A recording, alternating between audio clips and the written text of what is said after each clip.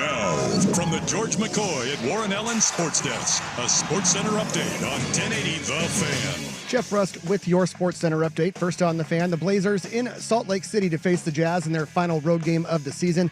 6 o'clock tip on KUNP, Xfinity Channel 302, or 2.2 on your antenna. No DeAndre Ayton, Jeremy Grant, Scoot Henderson, Bryce McGowens, or Robert Williams III. Denny Avdia, Duop Reith, and Anthony Simons are all questionable. The Blazers are 6.5-point favorites. From college ball, Big 12 Player of the Year JT Toppin announced he's returning to Texas Tech for his junior season. The second-team All-American averaged 18.2 points and 9.4 rebounds this season. Mariners have placed infielder Ryan Bliss on the 10-day injured list with a torn left biceps. He has not committed any errors this season and leads American League second baseman with 33 assists. Those same Mariners and the Astros in a rubber match this afternoon at T-Mobile Park. Luis F. Castillo starting for Seattle.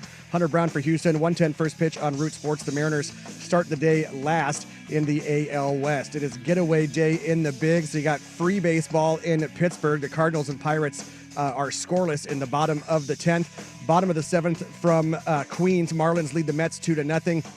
The Yankees lead the Tigers 2-0 also. That one bottom of the 7th in Detroit. And bottom of the 3rd from Wrigley Field, the Rangers with a 1-0 lead over the Cubs. More sports scores and stories in 30 minutes. I'm Jeff Rust from the George McCoy at Warren Allen Sports Desk. Hurt and missing work, insurance companies acting like jerks. Don't call your mom. Call George McCoy at warrenallen.com.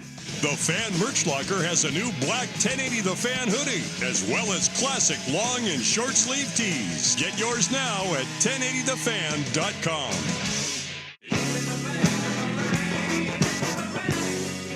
This is Danny and Dusty. Meringatang is going to be a thing. You're not coining anything new. With Danny Meringue and Dusty, the Fan Man Hera. I'll throw some monkey sounds in there and call it good. The old Danny Meringue pie? Danny and Dusty on the Odyssey app and 1080. Yeah, this is going to be awesome. The Fan. Good afternoon. Welcome in and happy Wednesday. Dusty Hera. Along with me today, Will Ortner, Big Will Betts. How you doing, Mr. Big Will? I'm still recovering after Monday. Bet's not good? That's the thing. It's not a bet, though. Like, are we considering brackets bets? Are we considering bracket pools? Yeah. I don't know that I consider those that are, gambling. it's a form of betting. But it's a not form of gambling. Betting. All right. It's like, was your happiness directly tied to the outcome of a game which you are not a fan of either one of the teams? I became a fan. Then that is betting. And I think that is is exactly what happened. I think you're getting me on a technicality. That's the greatest part about the brackets, when you lay down a little money and there is a wager on there. Well, and see, the issue, here's the thing. The issue wasn't the money lost. It was the money that I was going to gain. Yeah. And when you're up by 12 with, 10 minutes left? Mm-hmm. There were already some avenues and purchases that money was going to go down. See, now, I guess phrasing it that way, when you say it's not about the money lost, but about the money that I could have gained. Yeah, that's called gambling. And no, then he's like, I had money tied up in the future that I didn't have yet because I could have won a lot of money. That is called gambling. No. It was by the money way, that was going to go to my taxes. I was going to say, is this Clark Griswold promising the pool? If he is this tied to the amount of money, yeah, it was gambling. It wasn't gambling. It was enjoying friendship of bracketing with others. I was basically a carpenter. See, so right there was the for entertainment purposes only tag. Yeah. Well, put look, on the lottery ads. it was responsible. I'm fine. Everything is fine. You sound broken because it's Wednesday and you're still not over it. Well, because then it got after I lost, I was really sad, and my parents are like, we're going to cheer him up. And they were like, don't worry. What are you, 5? Well, I was watching it at my parents' house, and I was sad. And so my lovely mother was like, I'm going to cheer my son up. Don't worry, William. They didn't deserve to win. And that made it worse. I know what she was trying to do, and I love her for that. But it made me more mad. What was she trying to do? She was trying to console me. She was trying to S on Houston by saying they didn't deserve to win? A little bit. They blew a 12-point lead. Well, no, she was saying Florida didn't deserve to win. She was like, don't worry about it. You were right for 39 minutes. And I was like, I understand that, but the minute that counted, I was wrong. Yeah. Yeah, that last minute is the most important one. You want to be. It actually isn't even a full minute. It I was know. 46 seconds, brother. I'm very sad about it, and Nah. it's okay. Now that I understand taxes, I also understand brackets. You understand taxes. You understand taxes now. Yeah, you have to pay those. Yeah, Yeah, yeah, you do. you do. You sure do. You do. Yeah. Feels a lot Is better this when it's new- bracket. well, Having an idea of how much money you make here at this fine station and as a substitute teacher, I'm guessing that this is the first year that you're realizing you have to pay those taxes. I've always taken care of them, but usually I got money back. The last two I have not. Good. And Means you're an adult. hey, look, I pay them, but like, when you look at it and you're like, oh, that bracket, like I already had money. The money that I was going to get paid, like, okay, I have that money. I know that money's there. Yeah. This is found money. Yeah. And found money feels like you're rich, even though you're definitely not rich. I wasn't in for that much. But it was going to be very nice to be like, I can take this money that I had set aside and I can pull it back in, and I can take found money and put it in there. Almost like a get out of jail free card. Found money.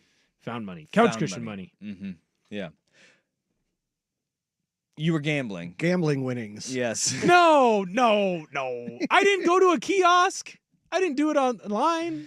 Yeah. Well, we got some text coming in on the fan text line. 503-864-6326.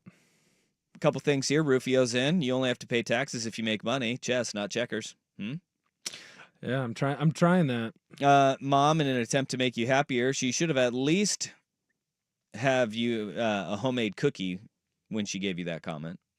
Yeah, handing a homemade cookie while getting bad news makes everything better. No, it doesn't. Oh, it does. It does. Softens the blow significantly. Okay, it softens the blow, but it doesn't make it better.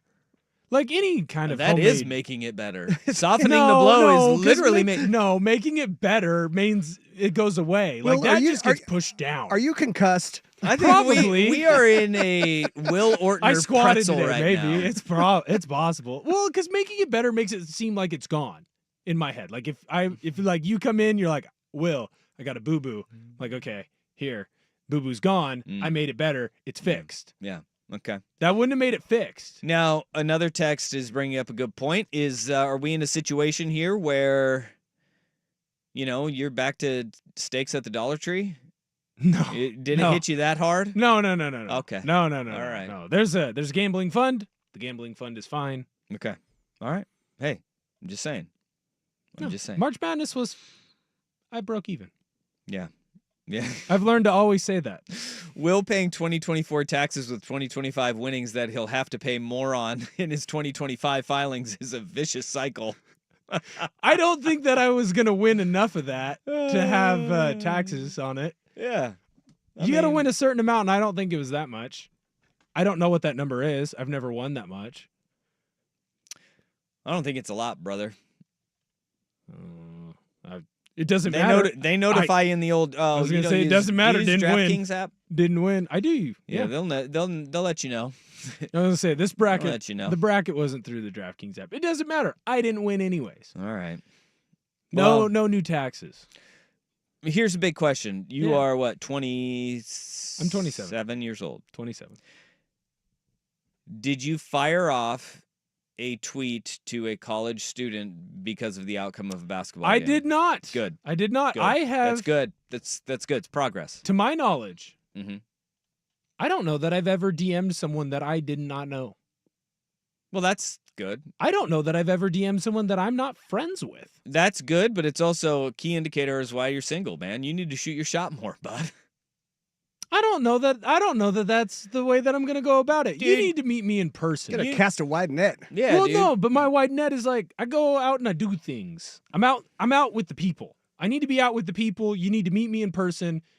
My online persona is not. It's not the best. I don't like it. You're gonna end up dating an older woman.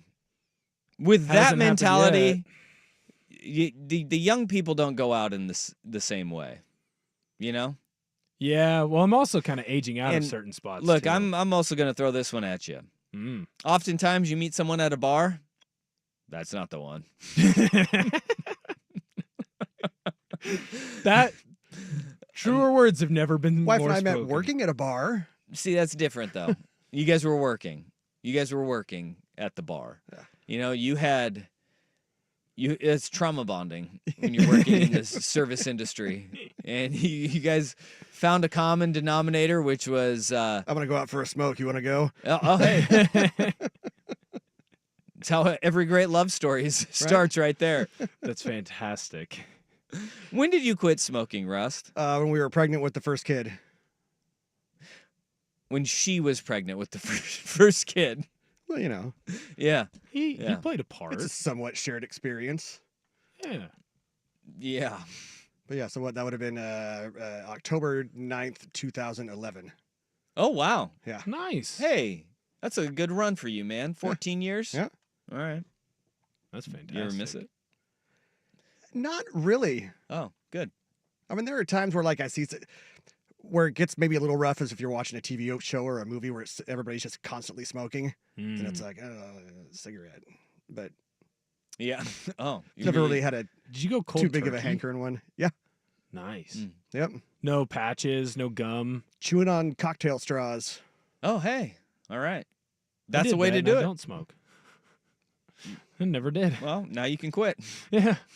How do I get off chewing on the straws? smoking cigarettes. You're right. It's the only way. Plus, it made it easier too once they had the indoor smoking ban. Yeah. Yeah. Yeah. That was a trip. That was a trip right there. You don't know this. I don't. This is going to be a history lesson for you. You used to be able to go into bars and people would just be at the bars smoking. Just Yeah. right there. And I mean, you go into some bars and it would just be like a cloud of smoke would barrel out, and that would be not the place. But if there was like a kind of like the marine layer, right? Yeah, When you go to the coast, if you had a marine layer, Of smoke? yeah, that was going to be a good time. Yeah. That bar was going to be a good time. Huh. But if it was like too smoky, if you were walking through the fog, not a good bar. Not a good bar. Well, and then, you know, you had your places like Old Chicago and whatnot, where the smoking section and the non-smoking section were separated by basically about a 6-foot tall wall, Mm.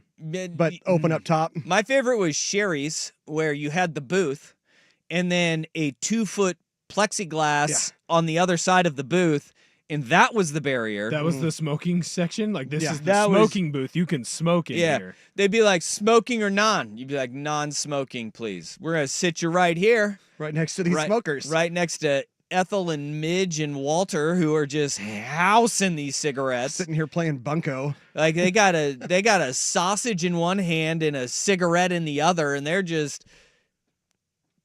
going to town. I let that go clean. Yeah, that's gonna be a good one. Yeah. The one that blows my mind is I was in Prairie High School, Mm. the world famous over in Brush Prairie, Washington. Sure.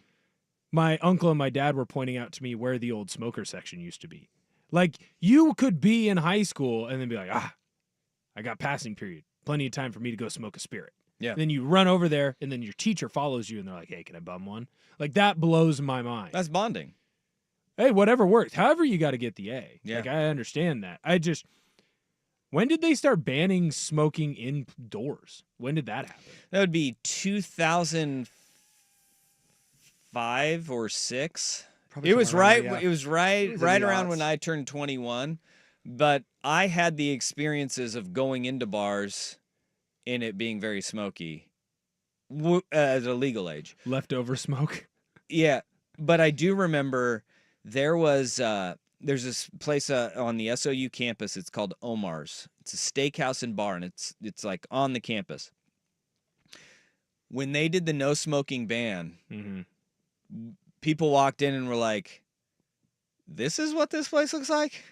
No. Like the walls were like tarred, and they had to close for 2 weeks to repaint the joint. And when we came back, we're like, "Whoa, this is a brand new experience." Yeah. Still So smelled like nice. smoke. I mean, it was like they took everything off the walls, they reframed all the pictures, they painted all the walls. Still smelled like smoke. Yeah. It was They also had like it was a great place to go on a Wednesday night because they had $1 wells, Ooh, yeah. and they had free apps. Free wow. apps, yeah. They had free apps. Uh huh. Yeah. Yeah. That's free a apps. bad deal for them. It was a great deal for us. Yes. Well, yes, Yeah. of course. Yeah. Get you in the door. On Wednesday nights. Wow. Now, the wells were like, it was a dingy well. It wasn't. You It was drinking like a little Everclear, were you? you're just scraping whatever's on the bottom shelf of your local liquor store. Yeah, the old HRD. Yeah, go to the corner, and in the very back of that corner, that's what we were. It wasn't even HRD. I wouldn't even give it that. It was like Burnett's. Oh, gross. Yeah. So, but I mean, it was worth it for us at the time. Hey. It was worth it for us at the time. Everybody's had that really bad, Yeah. cheap liquor drink. Yeah. Those are, but there was a time Skull. where you would walk in and people just be burning heaters. Well, I'm old Right enough to there at the remember bar. too, vaguely, Mhm. as a youth, when smoking was still allowed on airplanes, and the smoking section was just basically Wow. the last like 4 rows. There was no barrier. That is hilarious. That back in Back the day. when seats were huge too on Yeah. planes. Well, it's just funny. Like back in the day, they're like, "Don't worry, you're not in the smoker section. You won't have to deal with this Yeah. cigarette smoke. Hmm. It'll be okay." Wow, here's one. I recall watching a friend get called in the vice principal's office in junior high. The vice principal wanted to bum a chew. This was the early 90s, Hillsboro. If that doesn't kind of fantastic. encapsulate early 90s Hillsboro, Oregon, I don't know what does. I was gonna say that's a nice 2-day suspension right now. Yeah, dude, that'll get you booted. No, that was, hey, what's up? You a bum one? Hey man, I see the can. Give me some. All right. Boy, this is we've gone everywhere. Look at this. All of these, we got a lot of text right now of just people sharing their smoking section stories, and I'm here for it. I'm not. You're never gonna have. You're not. Well, and you. I want to hear the stories, Yeah. but I want to hear them from a safe smelling distance away. I don't want to deal with the smoking section. You probably do. I don't. Just to experience once.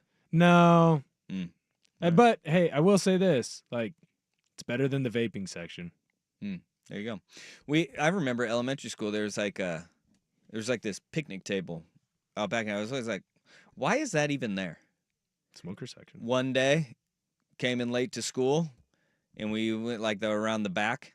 Psh, second grade teacher out there burning heaters. That's how it used to be Smith, what are you doing? done. Just sitting there, darts. It's because of you. You drove me to this. All right, let's get this show on the road. We got a couple interviews today. Danny's going to join us. He is hoop summiting again today, summiting all of the hoops. He's going to join us at 12:30. Blazers back in action. A lot of movement in the NBA coaching world. We're going to catch up with Danny at 12:30. 1 o'clock, Brian Henninger, who is former PGA pro, held a 54-hole lead at the Masters. He lives here in Oregon now. He's going to join us at 1 o'clock. Talk about the mystique, the aura, what it's like being a leader after 54 holes at the Masters, and the pressure that comes with it, man, and how things have changed. So Brian Henninger will join us coming up at 1 o'clock today. So let's get this show on the road, shall we? It's a welcoming home. It's going to be a weird night in Dallas. Danny and Dusty on the Fan. Check out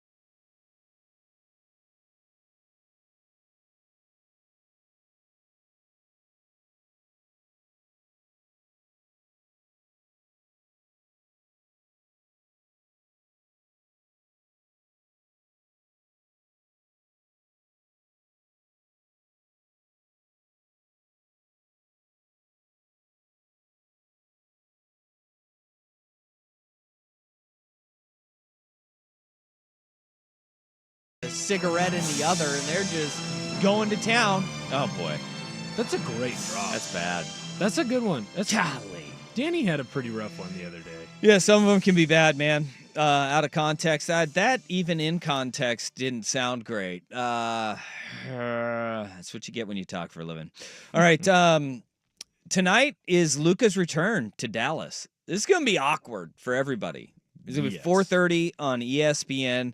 Lakers visit the Mavericks, and obviously, outside of Luka's return, pretty pivotal game, seeing as the Lakers lost last night to the Oklahoma City Thunder, and the race in the Western Conference is so tight, a razor-thin margin.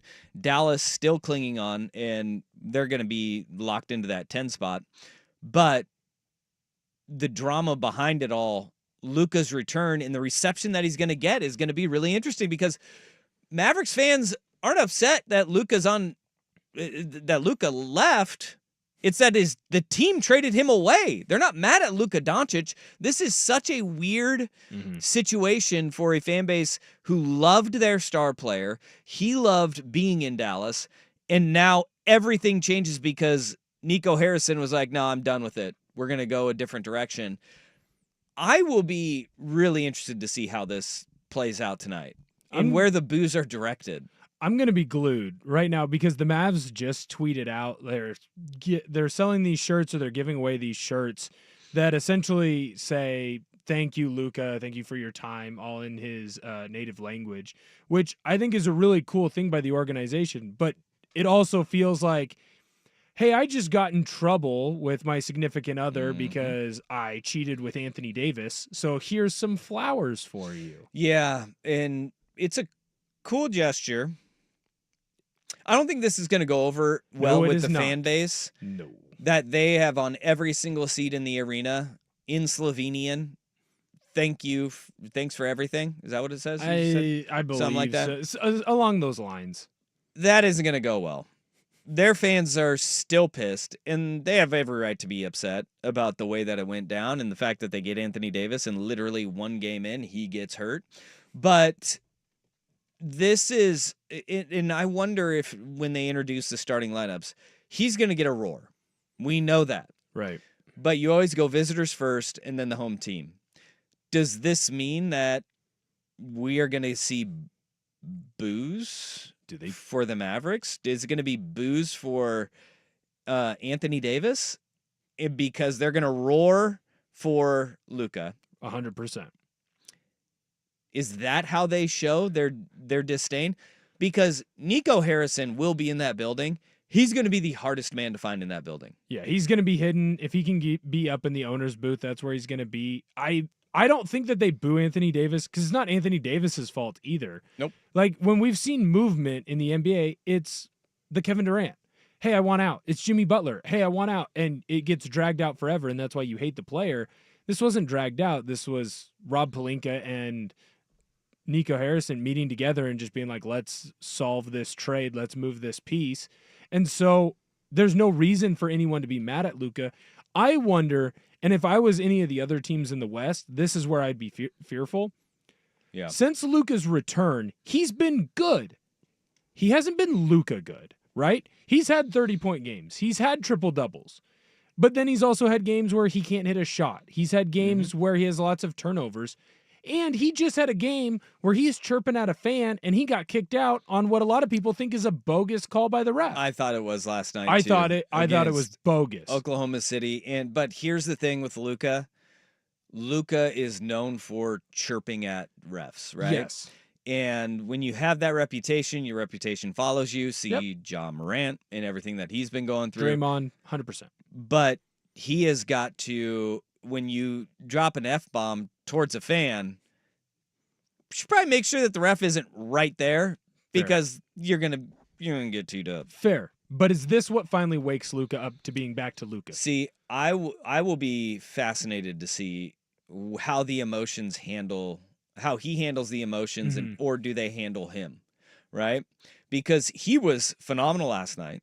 Yes. He's been really good in this last stretch. His last three, he's gone for 35, 30, and 23. It was pretty damn good. He's been more And by the way, consistent. 23 after getting I mean, he got run early in the fourth quarter. Right. That game was tied at 112, and they end up losing 136 to 120.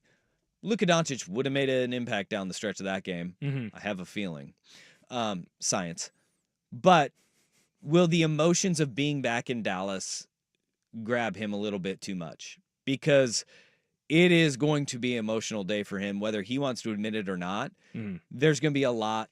There's going to be a lot at play. And so how he handles that is going to be a big factor in how this game goes. But he's also got LeBron James to lean on. And that's always a good guy to have in your hip pocket. Well, I also think that he's someone who's gone through it. And the difference for him is LeBron was hated. Like, they burned the Cavalier LeBron James jerseys, right? Mm-hmm.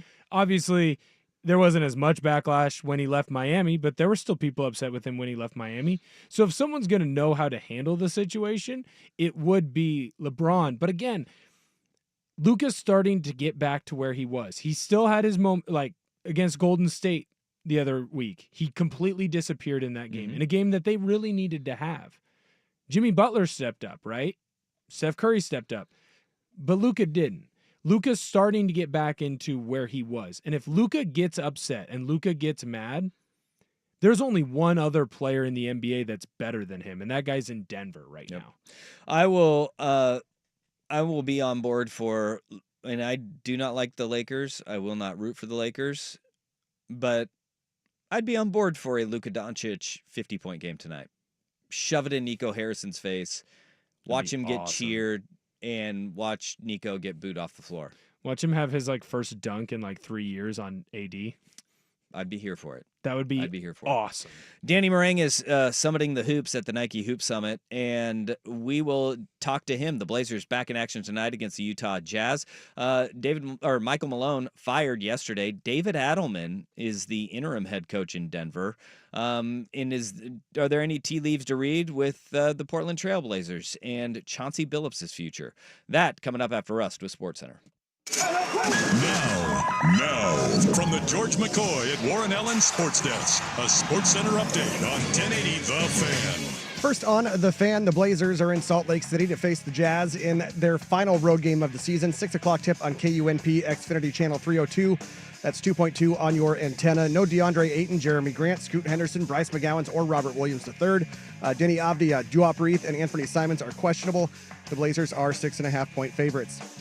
Big 12 Player of the Year JT Toppin announced he's returning to Texas Tech for his junior year. The second-team All-American averaged 18.2 points and 9.4 rebounds this past season. The Mariners have placed infielder Ryan Bliss on the 10-day injured list with a torn left biceps.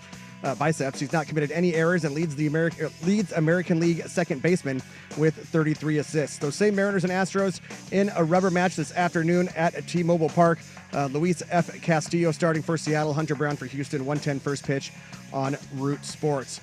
Still underway in the Bigs, top of the 12th in Pittsburgh. The Cardinals now with a 1-0 lead over the Pirates thanks to a Jordan Walker RBI single in the top half of the 12th. Top of the 9th in Queens, Marlins with a 5-0 lead over the Mets. The Yankees lead the Tigers 2-0 in the top of the 9th from Detroit. And the top of the 5th in Wrigley Field, the Rangers with a 3-1 lead over the Cubbies. More sports scores and stories in 30 minutes. I'm Jeff Rust from the George McCoy at Warren Allen Sports Desk. Hurt and missing work, insurance companies acting like jerks. Don't call your mom. Call George McCoy at warrenallen.com. Live, local, and free. No subscription required. Portland's sports leader is 1080 The Fan.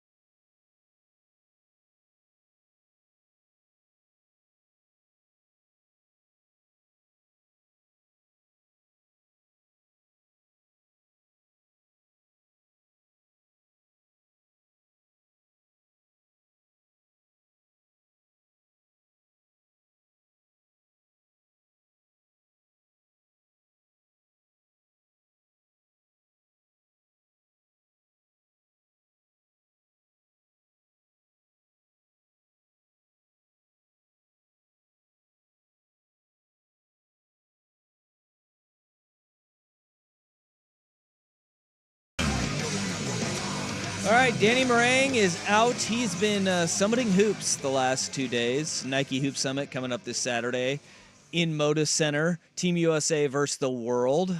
What's going on, man? How you doing? I'm doing good, man. It's one of my favorite weeks of the year. Is basketball through and through takes over. You know, we're getting into the final weekend and before the NBA playoffs. Hoop Summit's going on. The draft workouts are already starting. I was talking to a couple scouts at the last practice. They're like, "Yeah, no, after this, we're going to so-and-so city to meet with the so-and-so agency's players to get their first workouts in." I'm like, "Oh, that's right. We're in the thick of it, man. It's draft season is upon us." Who looks good? So I've only got to see the world team so far. I haven't seen the U.S. team. The world team, I don't like saying this. It's not fun. They're just not as good as they've been in the past. They're a much smaller team than they've been in the past. They don't have a 7-footer. The U.S. team is enormous. If they don't win by about 25 to 30, it's going to be kind of a letdown. But there are a couple guys out there for the world team that really stand out. Omer Meyer, an Israeli prospect who plays for Maccabi Tel Aviv.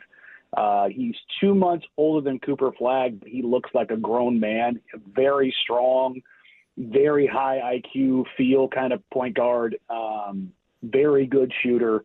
Tunde Yusufu looks like Anthony Edwards.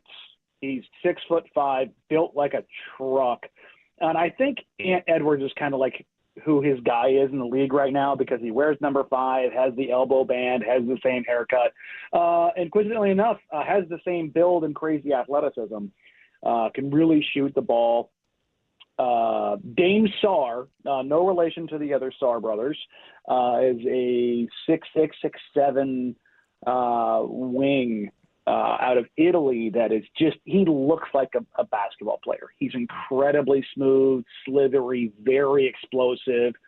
Kind of looks like Rupert in that, like, just very long, lanky, like, oh, you can see this guy putting on like 45 pounds, kind of a deal. Like he's got the frame to really grow. The next, hopefully for UConn, great big man is in there. Eric Rebe is just a shade under 7 foot. I was talking to Don McClingan about him, and UConn's very excited to get him. And I was talking to a few folks there that Rebe's been getting a lot of threes up over the last couple of days, and the UConn coaches are jokingly saying, "Yeah, get them all out there because you're not taking them here." So it's an interesting group on the world side. Unfortunately, we did just get an email a little bit ago that Koa Pete is out for the U.S. men's team. I haven't been able to track down why. I'm guessing an injury. There's been a few knocks here or there. Michael Rudich was supposed to be on the world team. He was a late injury scratch. And I believe Trey McKenna was just added to the U.S. team. So I'm going to see a little bit of the U.S. team before the game tonight. But then after that, it'll be the next couple of days, and where we get the big scrimmage at Moda to get a good look at those guys. But it's the U.S. team is definitely drastically ahead of the world team. They don't really need to fear much there, but there's some interesting guys with the world team for sure. Who are the big names on the U.S. team? I know you haven't gotten a chance to really look at them, but right now you hear a lot about the Boozer twins. Is it them and everyone else? Who do you expect to really shine from Team USA? I mean, yeah. Well, I mean, there's a difference between Cam and Caden. Boozer, Cam's obviously the higher level prospect, but on the U.S. side, it's AJ Devonta. The BYU commit, he's 6'8". I mean, this sounds sacrilege to say this, to like compare him to such a great player, but he's Tracy McGrady. Like that's what he kind of profiles as. He's an insane athlete, unreal body control, can just do stuff and can access stuff that other guys just can't. He has a physical profile that just allows him to do things that nobody else can really do. I'm really interested to see Chris Senak Jr., who is depending on which recruiting service you look at, he's the number 6 or number 7 overall recruit in the country, but he's going to Houston. So Kelvin Sampson is not only getting his tough culture guys, but he's getting a top 10 recruit. Houston, I believe, has the number 2 class in the country. So Kelvin Sampson's going to go from having like anywhere between like the 30th and 50th best class in the country to having a top 5 class. And when he starts adding talent to that culture base, it's going to be really interesting to see how that shakes out. But I do want to see Cam Boozer in person. Just talking to people about him and the tape that I've watched on him, he's so good that he's boring. And it's very interesting. Like, it's the complete opposite of AJ Debonsa. Like, when you watch Debonsa play, your eyes are just drawn to him. He's so spectacular. Cam Boozer is just this monster, an incredibly good player, but it's just like he has this level of domination that it's like it's one of those things where I don't question it, but because he's playing high, like the highest level competition you can in high school. But it's like, okay, how much further ahead is he just physically? And does that change in college? That's like the really only question I have for him. But the U.S. team, whether it's, Mike Brown, whether it's, AJ Debonsa, Jalen Harrison, the Boozer twins, Nate Ament, Darius Acuff, like they're loaded. Obviously without Koa Pete, who's an Arizona commit. Not surprising that, a guy here or there steps to the side, but the team is just loaded to the gills. And even though they don't have a bunch of 7-footers this year, everyone's big. All right, Danny, yesterday you came in because you thought you were working, and we talked about Michael Malone and his firing in Denver. Look, there's a lot of layers to this, and there are connections here to Portland. I mean, obviously, he and Calvin Booth didn't like each other. I think a lot of people forgot that prior to winning a championship, Michael Malone was on the hot seat and going to get fired, and they won a championship, and it bought him time. So it wasn't hunky-dory even before they won their title. Now you look at it, the layers are, all right, Denver is open. David Adelman slides in, the Jesuit High alum and former Lincoln High School coach, son of Rick Adelman of the Portland Trailblazers. You have Chauncey Billups from Denver, no contract moving forward. They announced Joe Cronin gets a contract extension, nothing about Chauncey Billups. There's a lot of moving parts here that very well could affect the Portland Trailblazers moving forward. Have you seen anything that gives you any kind of indication that, all right, there's something to keep an eye on?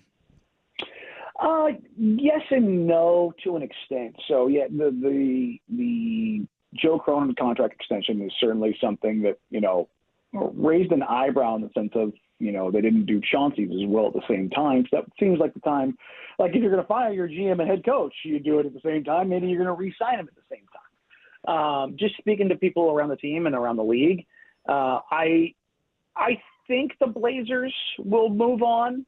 That's my general feeling. But they're going to talk. And I should say, when I say they, Chauncey Billups and the Blazers are going to talk, or Chauncey's representation and the Blazers are going to talk. And they'll see where things are for sure. I think he's earned that. And I think that both the front office and Chauncey Billups both feel that he's earned that. But there are ties there. Let's say Joe Cronin doesn't get his extension earlier this weekend, and neither does Chauncey, and Denver fires both of them. I mean, you could see either or both. They're both from Denver. Like they both have ties there. I mean, Chauncey obviously played for the organization after playing at Colorado. So that's an interesting part of this. And then you have David Adelman. Adelman's a guy I've heard on a short list. As it pertains to the Trailblazers. It's actually interesting. Two of the hotter assistant coaches that were going to probably be on the market this summer were David Adelman and Tuama Cicelo from the Memphis Grizzlies. And both have been elevated to head coaching roles. And I think that played a part in both those organizations' decisions, was like, hey, we should probably really get a firm look at this guy before they go hit the market and kind of get a right of first refusal. So I think that plays into it for Portland. But there's a lot of noise and rumors and whatever you want to call it coming out of Phoenix about the Suns being very interested in Chauncey Billups. So it's really interested like, if you had told me this a year ago, I would have been like, I don't believe you. But considering the way the season has gone, the way the players have bought in, the way the culture has started to establish, the way the guys have developed. And like, if you're at this point where you're sitting here saying so-and-so hasn't developed, like, you're just looking for a reason to not like Chauncey Billups. Like that's fine. It's No whatever. doubt. But everyone has developed, and I mean, even guys who have been unhappy at certain points in time. I mean, neither Shaden nor Scoot are happy about being benched. Tumani wasn't happy about being benched, but like, in the long run, they've all come to understand that it was beneficial for them. It's, just talking to the veterans on the team, like, yeah, we all kind of gone through like some of this. Unless you're like a day one star like Dame, most guys go through some version of this. Like, this is just what happens. So it's going to be an interesting couple weeks, which really – I don't even know the right word for it. It's not problematic, but it does present a problem, I guess, in the sense that because there's a gap between the end of the season, when, this weekend on Sunday, it'll be the last game of the season for the Trailblazers, and the lottery of basically a month, you've got to kind of get your ducks in a row, and there's going to be a team that flames out, and there's going to be a coach that gets fired, and there's going to be a player that acts out, and like how much that upsets the apple cart as far as what you're hoping to do or what you're trying to get done. And then you're just trying to fit all of these pieces together. And the problem is you might be working with puzzle pieces from 3 separate puzzles. You know what I mean? Yep. It's not all out of the same box. And you have to just kind of scramble in that month. And we're like, well, you just hire the coach. I'm like, no, I don't think you just hire the coach. I think you take your time and you do your due diligence, unless you're going to retain Chauncey Billups, and see who's out there. And I know a lot of Blazers fans are like, oh, just hire Mike Malone. I'm like, I love Mike Malone as a coach. I want him nowhere near this team. I don't think that this team – Mike Malone is not a give a young team to a coach guy. Yeah. Mike Malone is a give me the – like that was part of – not in part of the problem. It was a major problem between Calvin Booth and Michael Malone. It was a personnel issue. It was also a personal issue. They didn't like each other at all. Like I've talked to a few people that told me they hadn't talked in a month. Yeah. So Brutal. like look, Michael Malone, great coach, definitely a hothead. I can sympathize. I get it. I don't know if that's the exact coach you want for this team right now. If you're talking about in 4 or 5 years, you could probably convince me of that. But there's so many more opportunities that are on the table now, and that's both good and daunting because there is more on the table now. Yep. All right, final road game of the season tonight. The Blazers take on the Utah Jazz down in Salt Lake City. Blazers going to win that one.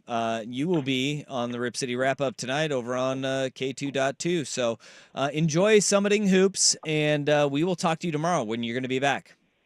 Yes, and we'll talk about what I'm now calling the final suck-off of 2025. Whoa. All right.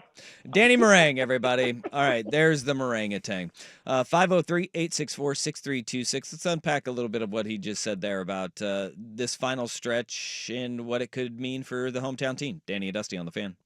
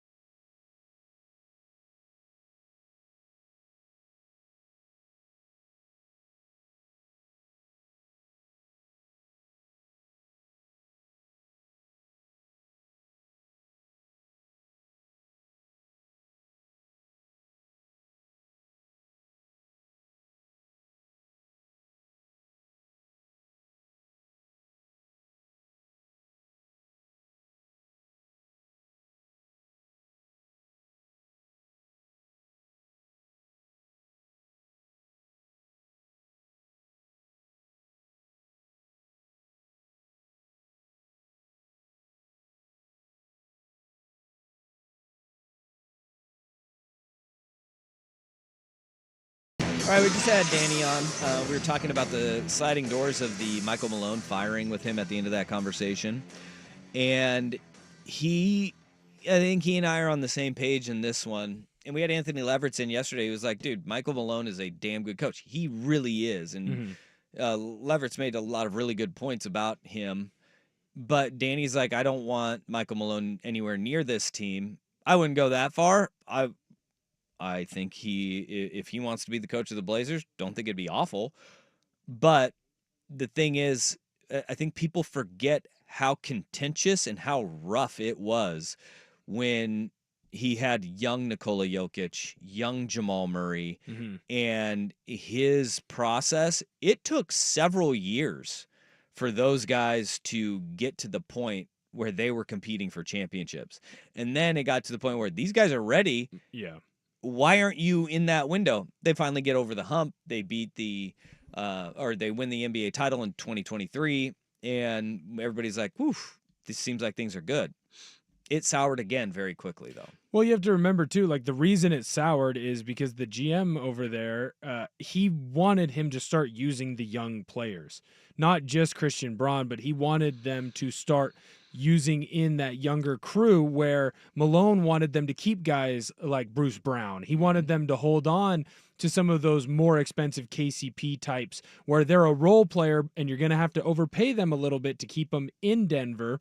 But he thought that that was the most important way to get this team in this window to an NBA title, where the front office, they're saying, no, we need to mix in the younger crew so we can keep our books down, but you can build these guys up, have them play with Murray, have them play with Porter, have them play with Jokic. They'll all become great together and we'll elongate our championship window. Instead of having this small one, we'll now have a longer one, especially with all the injuries that you've seen from Murray. And so it's just two different ways to skin the cat on how to build a team and roster building and team building and what kind of franchise do you want to have. I don't necessarily think that either one is wrong, but when you're the Blazers and you have all this young talent, you should find a coach that is going to build that young talent and is known for building young talent, as opposed to someone who, kind of like Malone, feels like once you have a team that's already had the talent built, well, bring because him in. he crawled through that S pipe and he got out on the other end, and it was the time he's like, I don't want to go back there. Right. And that may be the other thing at play. Portland could beg him, throw a bag of money at him, and he's like, I don't want to go back through that again. Right. No thanks. 503-864-6326. That is the fan text line. Coming up next, we've got a fun guest, Brian Henniger, who is a former PGA pro, held the 54-hole lead at the Masters back in 1995. He's now living here in Oregon, and he's got a couple cool things that he's got his irons in the fire with. We'll talk to Brian coming up after this. Danny and Dusty on the Fan. I had the worst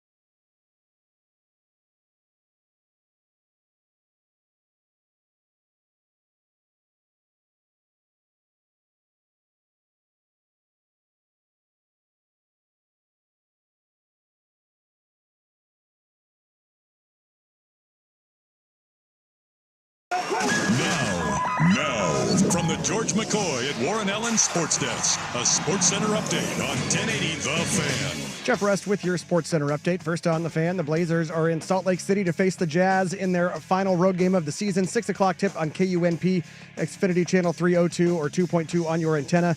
DeAndre Ayton, Jeremy Grant, Scoot Henderson, Bryce McGowens, Robert Williams III all out.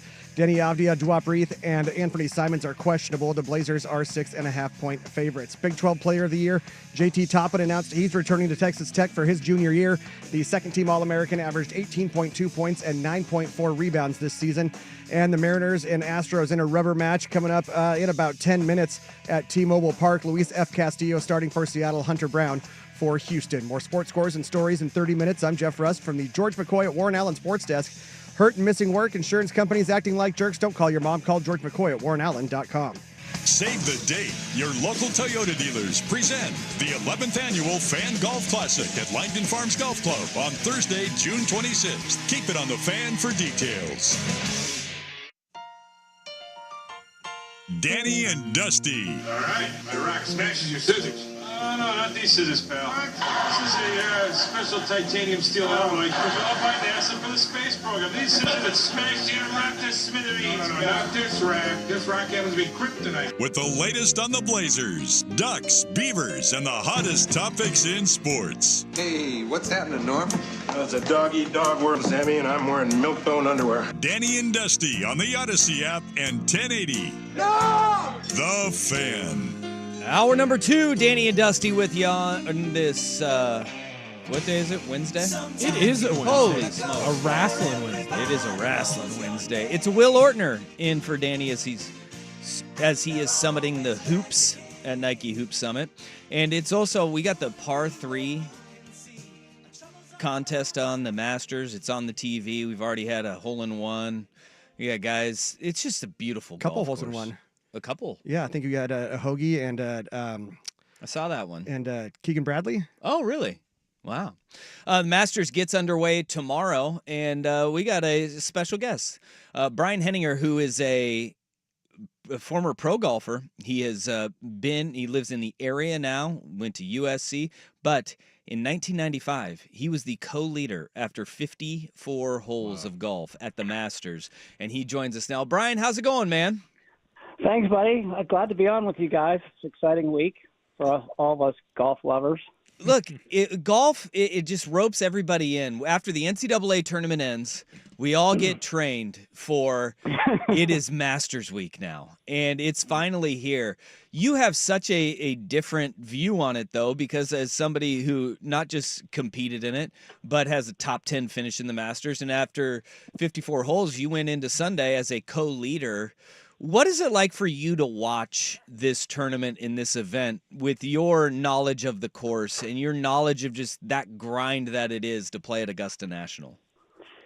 Yeah, I mean, it's a long time ago, but as I reflect back, my career was off to a strong trajectory. So to me personally, it was no surprise that I was competing at a high level like that, but kind of I think it was a surprise that I was leading at Augusta because it was the only year that I was there. But golf has changed a lot, though. I mean, I have an enormous appreciation for contemporary golf, the way the kids play. But back then, we were using a lot of balls. The ball didn't travel that far. And the golf course was probably under 7,000 yards. I don't know what it is this year. It could be 7,500, 7,600 yards, and the kids hit it so much further. So, and to some degree, kind of baffling. So the course is a little bit different. I mean, it's the same basic layout and construct, but they have the potential for, hitting the ball further, hitting less club, hitting the ball higher, all those kind of things. So I have a great appreciation for golf as it is today, but it's a much different game than I was used to. Brian, maybe it's because I'm getting older and I'm trying to become more mature, but it just feels like every single year that the Masters comes around, I feel like it's more of a special sporting event. It's something that ropes me in. It used to be, I'd tune in on Sunday, then all of a sudden Saturday. Now all of a sudden it's Wednesday and I've got the Masters app and I'm ready to go. I'm jacked up. I'm all excited to see Brooks Koepka getting an interview right now. What does it mean to actually be at Augusta National and competing. Was it a pinch me type of moment for you the first time you got to be there, or what's it like? Incredible, but I was pretty naive, pretty ignorant to. I took up golf late, so I only played 1 year of high school golf. Wow.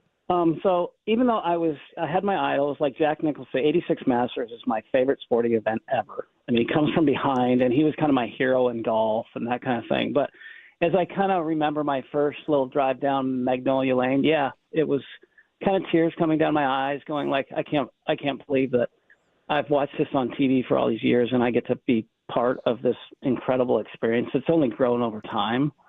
But it exceeds your expectations in terms of just the venue, the quality of the spectators. The patrons are super smart, super educated. So it's a really fun environment to play in front of. Again, it was just shocking that I'm leading this tournament Saturday evening, and I have some special people with me to share it with. I'm still intrigued by it. I just the fact that I got to, experience it. It seems like a blur. It seems a little bit like a dream, but it's a really fun week for me to reminisce with people like yourselves. And again, I just admire the place and the people and golf. And golf is bigger, right? It's bigger than it ever has been. COVID gave us a great opportunity to kind of introduce the game to people because there wasn't a lot to do, and the game's just exponentially grown. And we've got some great young players like I'm rooting for Rory this week, not to take up all your questions with me. It's been admirable how he stood up for the tour. I'm a big fan of the PGA Tour. It gave me an opportunity, a platform to succeed and do something different than most people don't get to do. So I'm a big fan of his. I mean, a lot of people aren't. He could rub people wrong. The live thing and the separation there has been disappointing because I want to see some of those guys. I still love to watch Brooks Koepka play and John Rahm and Bryson DeChambeau is the biggest thing that's ever happened to golf, and his huge YouTube opportunity. So golf is in a great place right now with some great athletes. You see the players. Back in the day I played, everybody really hadn't hit the gym yet. Now these guys look like they could play professional football. So I'm a big fan of the sport right now, and I think a lot of people have grown to understand it, and this week is, the pinnacle for golfers. Brian Henniger is our guest. He is a former professional golfer on the PGA Tour, had the 54-hole co-lead at the Masters back in 1995, and now has indoor golf facilities called the Golf Farm, two locations, one in Tualatin, one in Bend, and I do want to talk to you about that because you are doing something really cool there. But as you, it's something that about Augusta is they've got a lot of rules. Did you, and when you were there, did you ever violate any of the rules unknowingly? Because there seems like there's a lot of them.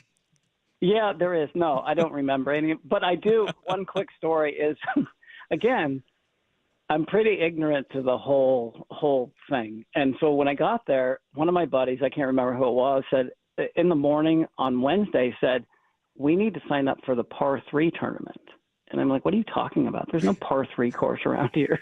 You know what I mean? I've been on property for 2 days and there's no sight of a par 3 thing. So again, what are you talking about? Yeah, it's just over there, just past the putting green that's close to the first tee. I'm like, wow. Anyways, we did sign up. I played the par 3 tournament, which has become, it's on TV right now. It's pretty fun to watch. And we played the par 3.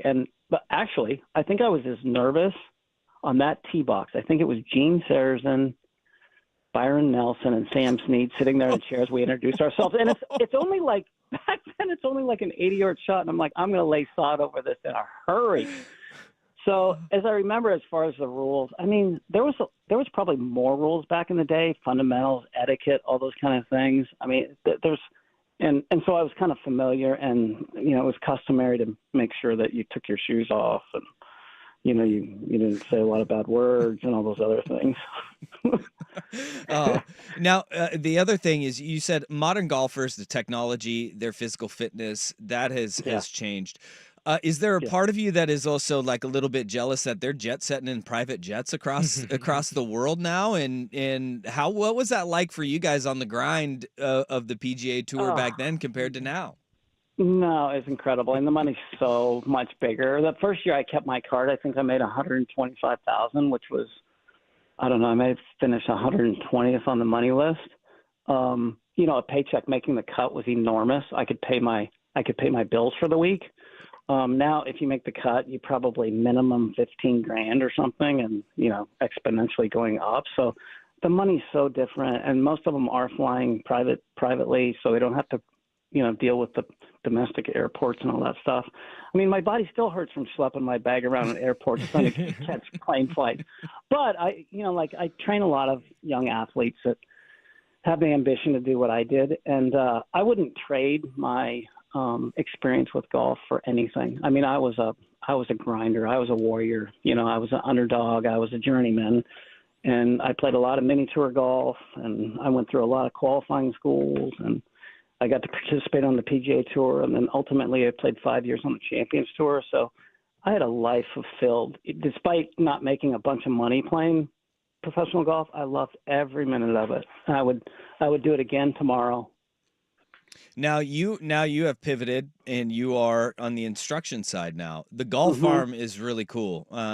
Alex Brink, who's a friend of mine, he was like, hey, you got to talk to this guy, because not only is he interesting with golf stories and his history with golf, but what you're trying to do and what you guys are doing with the golf farm. 2 locations now, Tualatin and Bend. What was kind of your vision of that? Because it is about, and you kind of hit on it earlier, about getting that younger audience and the younger generation engaged in the game of golf. It's so important for the livelihood of it. And you mentioned COVID was such a big boon for the sport. But what was the vision of what you guys are doing at the golf farm? To be honest with you, I think, like I told you, I was a great player, but I always wanted to hit a ball a little bit better. And I was a little bit confused. I was self-taught, even besides my college coach, which was my greatest mentor. But there wasn't a lot of technique back there. Nobody knew what they were talking about. It was probably weight shift or something, and lag component, or I don't know, like some of the things that you're probably not familiar with. But it wasn't a lot. And then a few years after my my run at the Masters, I wanted somebody, and wanted a coach. I wanted a. Oh, we lost him. Oh no! His coach took him out. Coach took him out. That was Russ awesome. gonna try. Huh? That was awesome, man. Right? Brian has some stories. Yeah, dude. Could you imagine being in his first time there? You're finishing Sunday and you're like, holy crap! Oh, you back? He's back. Yeah, I'm back. Right. Oh, okay. All right. Sorry, we lost you on when you were talking about you wanted a coach in your life. Okay. You were looking for more. Yeah. So I went down that rabbit hole of distinguishing somebody that could kind of be that support system for me, and I kind of got lost in the whole process, much like people do that, like are trying to improve golf, whether they're YouTubing or they're on social media. There's lots of information out there. I was seeking it out to see if I could improve my ball striking. I had a great short game, and I kind of could navigate myself around and manage my emotions. But that's what kind of got me interested in it. And then when I was playing the Champions Tour, Amy Simonton, that is my partner here at the golf farm, along with Alex Brink and HQPT and eForce, these guys we have a bigger team now. So that I knew that through, some of the elements of the geometric shape of a golf swing were critical, but at the same time, I probably was naive in terms of making sure that people were stable, they were strong, they were mobile, and they could do some of the body movements without affecting themselves. So our team is bigger, but that's not how I got engaged with the golf farm. I wanted a space where I could impact people. Somebody asked me the other day, like, why do you do this? And I said, to impact people. I don't care if I ever make their golf game better. Hopefully there's hope in that. But I hope that I'm a good person. I instill in them a good work ethic and some organization on how to improve, and not to be afraid to try something different to get better. And that's been my ambition here. And it always will be, because I love to influence people. It's part of my personality, and that's what the golf farm has kind of granted me. So we've we've specialized now in terms of maybe growing the business with a bigger team and having a more complete package for people versus me just, looking into a two-dimensional figure in a screen with a camera and stuff like that, and then, doing some guesswork in terms of what they're capable of. So I'm really excited about our growth, and I'm excited about Alex Brink and his team being alongside me to kind of support, me. Again, it's about me impacting people. So that's what the Golf Farm represents. It's sweet indoor training facility. You guys got a gym in there, so it's a different take on what golf instruction is, and it's got all the technology. It's pretty cool. It's a really cool event. I've got, the data is really fun. We just recently got dual force plates, so we can kind of read what's going on in terms of weight and pressure and all that kind of things to keep. Because I want to make athletes. I don't want to make stick figures that are in some method kind of style of teaching. I just want to improve what people bring in the Golf Farm with me. But Sweet. I love what I do. Yeah. Brian, we need to talk more golf sometime down the road. This has been a lot of fun, man. We appreciate your time, and man, the stories from the tour, we got to unlock a few more of those as time goes on. Dusty and Will, thanks for having me on. Yeah. It's a special week for me, and I got to share some of it with you guys. Brian Thank Henniger, you. man, he is a longtime PGA pro, top 10 finish in the Masters, 54-hole lead in the 1995 Masters. 30 years ago to this week, had headed into Sunday with a tie at the top of the leaderboard.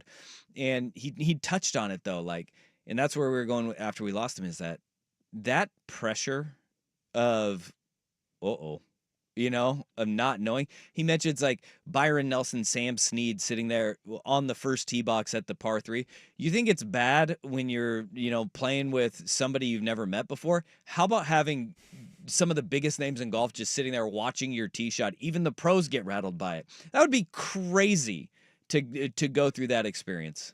I can't even imagine, though, he picks up golf in high school for 1 year. And then he gets over to USC, and then he grinds his way through. Back then it was the Nationwide Tour, I believe. Now it's the Korn Ferry Tour. But he grinds his way, gets in, and your first time at Augusta. I don't know if this is what Brian was thinking, but this is what I'd be thinking. Wow, I'm just going to be the next Jack Nicklaus. I have the lead my first time here at Augusta, and I only have 18 more holes left to go. I must be the best thing ever. There's no one better at golf than me. Dude, pretty cool. Pretty awesome. All right. Well, Masters gets underway tomorrow. And here's a little nuggie about the par 3 contest that's going on right now. No person who has won the par 3 has ever won the actual Masters. And there's only been one person who has ever won the par 3 and then in a different year won the Masters tournament. Wow. Vijay Singh is the only person to have a green jacket and won the par 3 contest. Real quick before we go. Yeah. Do you know who Brian tied with? Who? Couples. Oh, really? He tied with Fred Couples and was 2 shots back of Phil Mickelson in 95. Awesome. That's so cool. Pretty good company. Pretty good company to be on that leaderboard with. Pretty good. All right. You want to talk a little football? I'd love to talk a little football. Let's talk a little football here. Let's football. The NFL draft is just a few short weeks away. And Mel Kiper Jr. has just released Mock Draft 8000.0, and he's got his full 2 rounds. But there's movement, and it's positive movement. Ooh. Danny and Dusty on the Fan.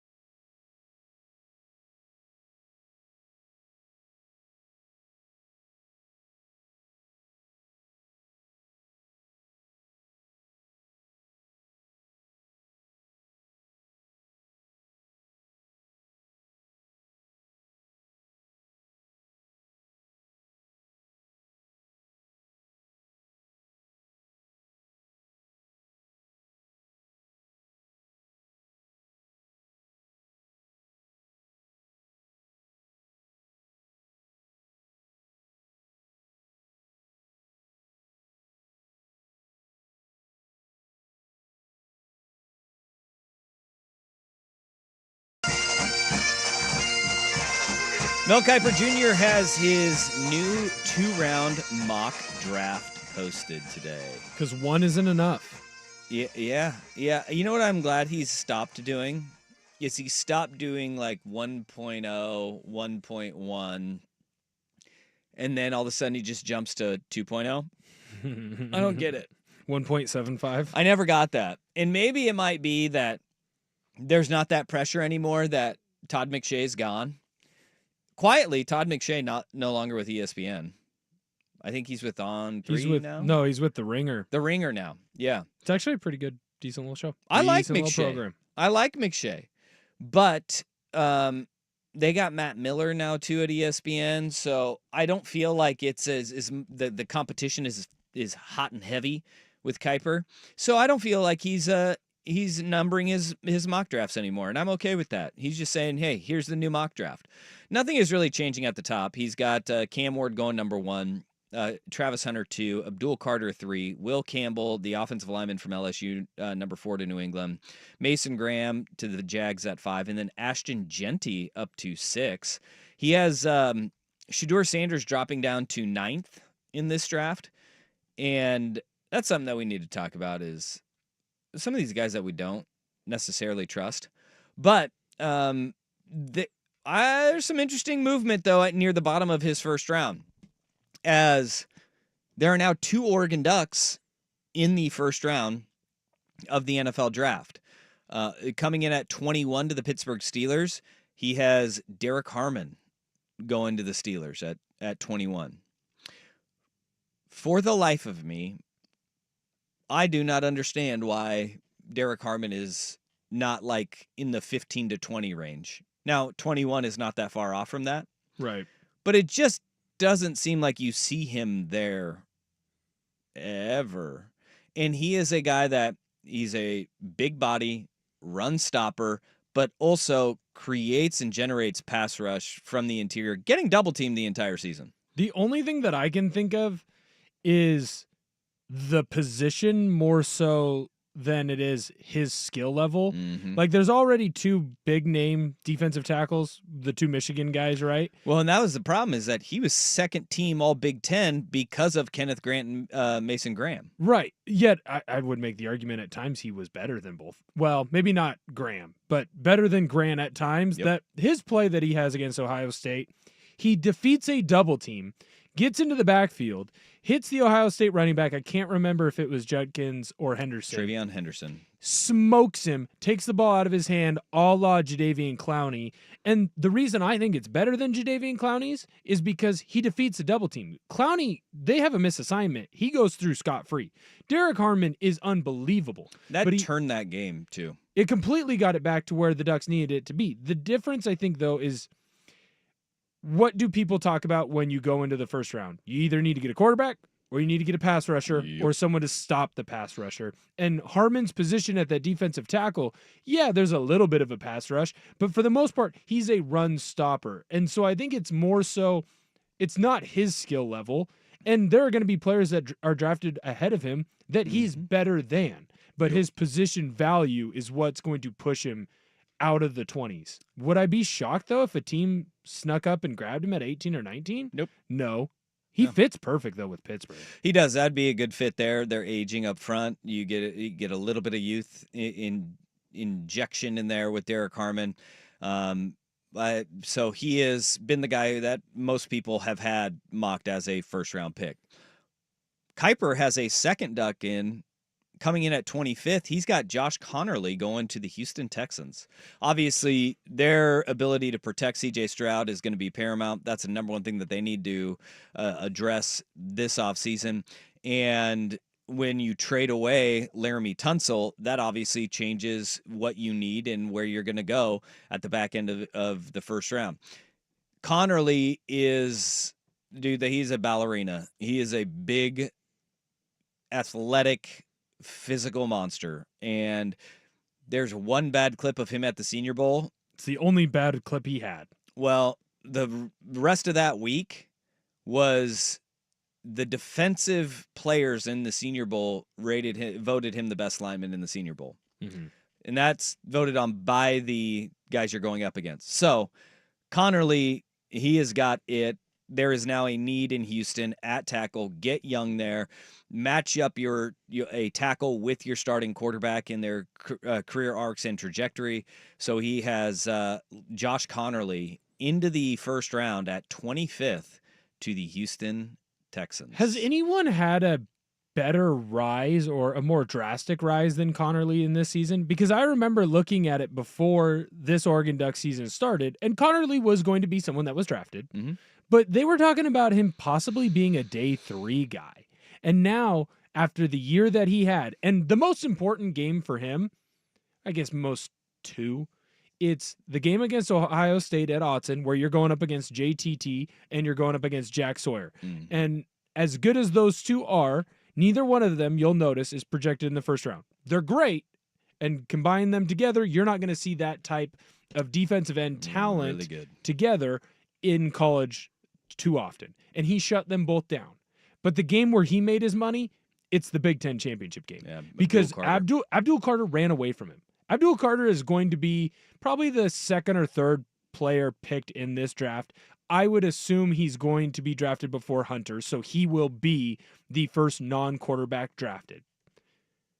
There's an argument to be made that he's the best player in this draft, and Josh Connerly whooped him to the point where he left and he went somewhere else. Now, Abdul Carter is a good enough athlete that he's got a little bit of J.J. Watt in him where, okay, Connerly's a bad matchup for me. I'm going to go to the other side and see if I have a better matchup over here, and I'll stay over there, or I'll bounce around until I find the best matchup and go against them.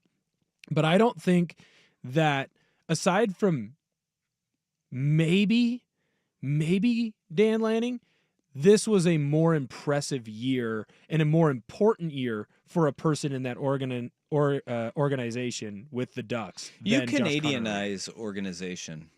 I have some Canadian in me, so that makes sense. You say organization, which is very Canadian of you. I like it.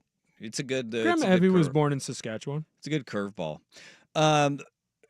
Denver getting Tetairoa McMillan for Bo Nix. That would be a boom if he is available at 20. And then the other kind of surprising, by the way, McMillan's second receiver off the board. This receiver class has been all over the map. Matthew Golden now projected to be the first receiver off the board, according to Kuiper. 16 to Arizona. I don't either. I don't get it. I don't understand the nitpicking of T-Mac and just, hey, his catch radius is better than anybody else's in this draft class. Good route runner, too. It's better than most people in the NFL. And there's an attack right now on his speed. Who cares about his speed? He was an elite volleyball player in high school. His vertical is stupid. Yep. It's not like he's out there running a 5.5 40. It's still fast. It's just not blazing fast. I don't understand this, especially when he's so tall. He's going to be able to go up and get any ball you need. A little intel here. I don't know if she's the principal or vice principal. My wife's aunt is either the principal or vice principal at Servite, where he went to high school. Yeah. Oh, wow. She's the principal. Just Googled that. Well, she's the principal there. She raved about him as a person, too, coming out of high school. And that is, like, when you have diva wide receivers, that can always be an issue. Stuck around at Arizona after Jed Fish left, wanted to continue building there. And some of the baggage that can come with high-end wide receivers doesn't seem to have any of that either. And you know what? That may turn some teams off in the NFL, to be quite frank. Like, having that attitude in that diva, like, we hear about it all the time. He doesn't have that. And for some teams, that may be like, kind of have to have a little bit of that to succeed in the league. Yeah, it's a weird thought process where they almost want the TO type, but a little more in control than TO, like a Stephon Diggs, right? Where Stephon Diggs clearly has that diva in him, but when things are going his way, he's going to be able to rein it in. Even when it didn't go his way, like Diggs got into arguments on the sidelines, but you know what Diggs wasn't doing? He wasn't out there doing crunches in his driveway so that people could come up and interview him. My thing with T-Mac, and maybe this is a lazy comp, it's Mike Evans, dude. Yeah, and look, Mike Evans and Larry Fitzgerald, I'll take them 10 out of 10. Right. They're big receivers. They run crisp routes. They catch every ball that comes your way. They're not going to blaze anyone past anyone with their speed, but they don't need to. They have the size difference. They have a physical difference. They're stronger. They're bigger. I don't understand why it almost feels like teams are nitpicking their way out of going with T-Mac when you've seen it on the field. He was double covered all year, and he was still easily the best player for Arizona. He's the only reason their offense worked. Another bit of a surprise that's not too much of a surprise is the Rams at 26. Kuiper's got Jackson Dart, the Ole Miss quarterback, going to the Rams to be the future for Sean McVay, drafting the replacement moving forward. I don't know if I would go quite that far in this year's draft with the quarterback class, but if you need a guy that will be the heir apparent to Stafford, who you have because remember, he restructured his deal, so he's got this year and next year. You're going to have to draft and stash him away for a little bit, but Jackson Dart to the Rams. Other than that, pretty standard as far as the mock draft. It seems like things are calming, and we're starting to find guys sorted into where they're going to go. Well, we had talked about this in the pre-show stuff, but it seems kind of like a boring draft, and people forget that the draft is basically 2 weeks away. And the reason for that is because you kind of, for the most part, already know where everyone's going to go, or at least you have an idea between 2 or 3 players. Like, it's not as an exciting of a draft. It's a little bit of a weaker draft, and everyone kind of seems to have already said, hey, we need a QB, so you know that this QB is going to get taken. Hey, we need an O-lineman. We need a defensive end. It's one of those drafts where the sex appeal isn't there. He does have the Seahawks taking Kelvin Banks, the tackle out of Texas. Obviously, you have Charles Cross, who's going to be your left tackle. Abe Lucas on the right side has been banged up and injured. Look, you need help on the offensive line. Mm-hmm. If Kelvin Banks is there at 18, you take him 10 out of 10. That dude, criminally underrated right now in this draft process. Right. Well, and you figure it out too. Like, you can bump someone in. It's not, I don't want to say it's not hard, because it is hard. It's hard to move from a tackle to a guard. But a lot of times what teams will do, and you saw this with Mekhi Becton in New York, and then what Philly did with him this past season. You draft a guy and you plan for him to be your tackle. And if he's not athletic enough, or for whatever reason, maybe he's too slow, his arm length isn't right, so he's missing his punches.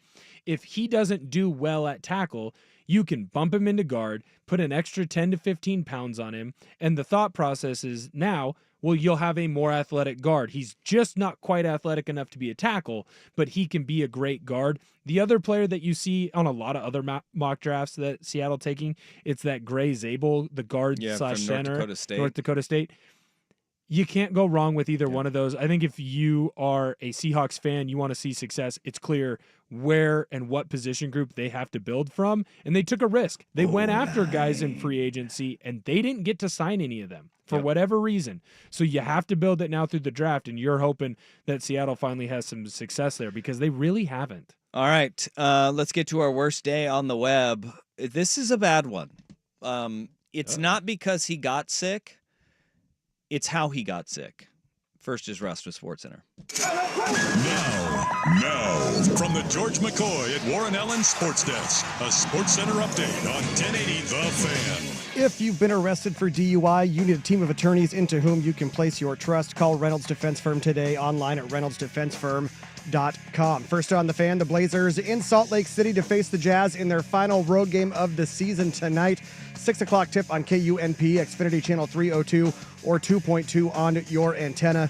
No DeAndre Ayton, Jeremy Grant, Scoot Henderson, Bryce McGowens, or Robert Williams III. Denny Avdia, Duop Reith, and Anthony Simons are questionable. The Blazers are 6.5-point favorites. Big 12 Player of the Year JT Toppin announced he is returning to Texas Tech for his junior season. The second-team All-American averaged 18.2 points and 9.4 rebounds this past season.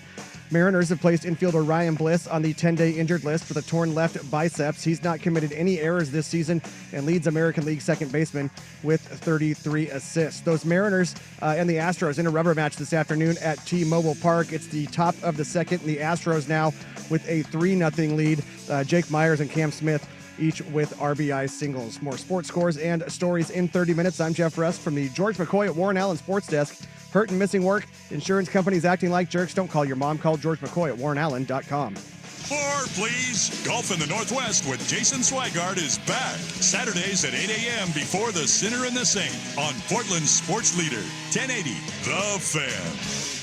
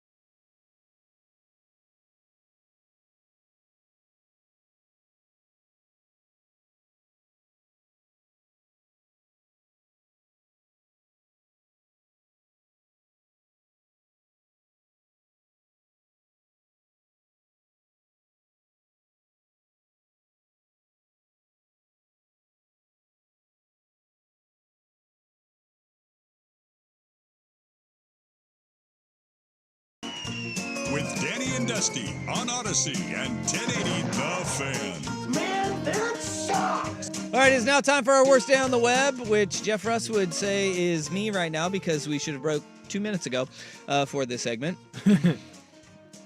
But we may have to revisit this one. Don't do that. That's rude. Cody Bellinger has sworn off wings for 5 years. Did you see this? Yeah, well, I saw he had to miss a game because he had the tummy rumbles. Yeah, he got food poisoning from eating wings. That I'm not against. Everybody has that food, right? where you just can't eat it again. For me, it's pickles. Like smell of pickles, taste of pickles. I will. You're not a fan of vomit. Dylan. I will. It just nope. Bleh, gets me. I cannot do it because rookie show, college, had to eat a jar of pickles, eat the juice in 2 minutes. Relish came back up. Wasn't a good situation. Can't do it again. And ever since then, it's been bad reaction for me. Yeah, for me, it's Jose Cuervo. Yeah, there you go. Some people, it is, for a lot of people, it's tequila. See, and this might show how fat I am. Mhm. I don't have that food. Yeah. That well, food doesn't exist. you have for no me. shame. Clearly. Yeah. But he swore off chicken wings for 5 years. Bold claim. We'll see if he can stick to it. It's a But- retirement tour. He is saying no more wings. Also, I understand that. I understand it. I mean, it's a bold claim to just say in 5 years you're going to be back in 2030. All of a sudden it's wing season for you. All right, we'll see. But the issue here, and where I believe Cody Bellinger should have and is the worst day on the web, he said he got traditional bone-in wings as he was watching the NCAA men's Okay. championship game. No sauces, no spices, no rubs. Then it's not chicken wings. Well, I mean, it technically is, but I don't know how that's enjoyable. That Right. is the most psychopathic chicken wing order I have ever heard in my life. No, nothing. Just raw dog in that thing. Just a chicken. What are you ordering that for? Get just some chicken then. Right. Just get the chicken breast or chicken thighs, or there's no point in going wing. But again, like, yes, it's wings, but it's not wings. The essence of the wings are gone. It's either I mean, maybe if you sauce, got some crisp on spice, or there. rub. Yeah, it's just you just wanted crispy chicken. Get out of here with that. But you know what? If you want that, like KFC, right? KFC, they got their blend of herbs and spices, right?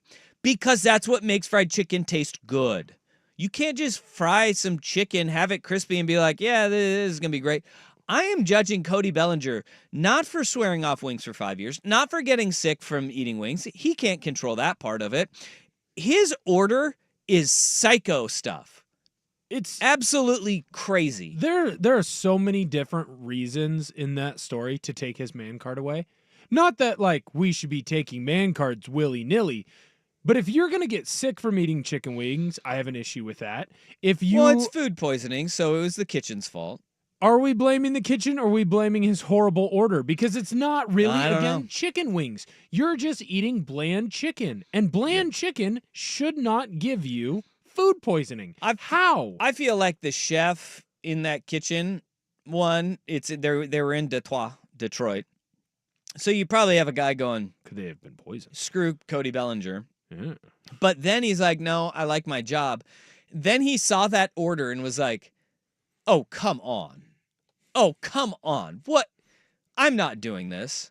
Do you think it could be like a higher power is like, we're not dealing with this, Cody. We can't have this be your order. We can't have this be what you do. It could be higher power. It could be a line cook. I mean, the who knows? Who's to say? Who's to say right now? You know, it Could could have the same name. Yeah, it could. I don't know why Cody Bellinger eats wings the way he does. That's my biggest issue with this story. You know why he does it? I bet you he's an LA boy, isn't he? Yeah. This has got to be some like health kick thing.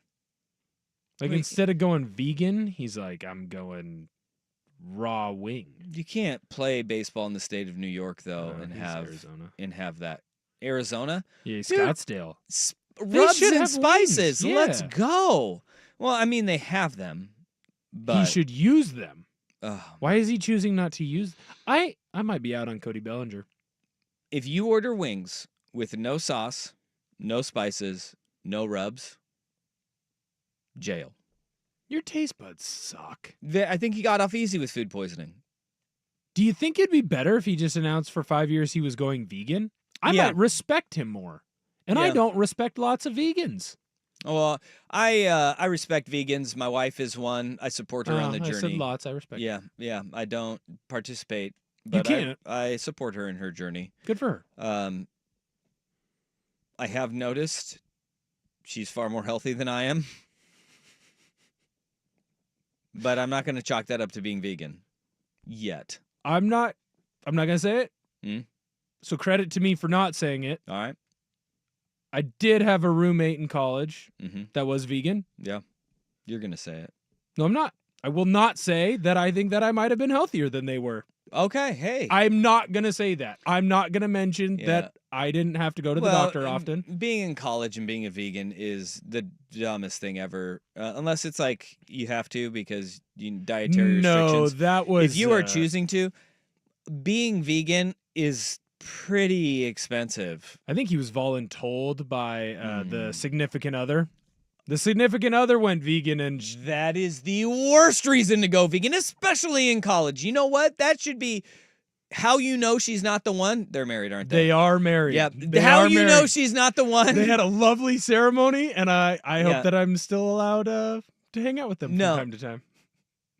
How you know that one's not going to last? Don't know your friend. Don't know his wife. Is They're the lovely. the forcing of the hand to make you vegan? He never would cop to it, but it was one of those things where it's like, dude, you're an offensive lineman. You don't want this. This is your choice. And look, apparently he won because he's happily married. For now. I'm not gonna say that as someone who ate Start- dollar store steaks, I went to the doctor less and got sick less than he did. Definitely not gonna put that out there, but if you people just- want to draw that conclusion, they could. What is the worst order of food you have ever seen? Let's get to that next. Danny and Dusty on the Fan. Hello,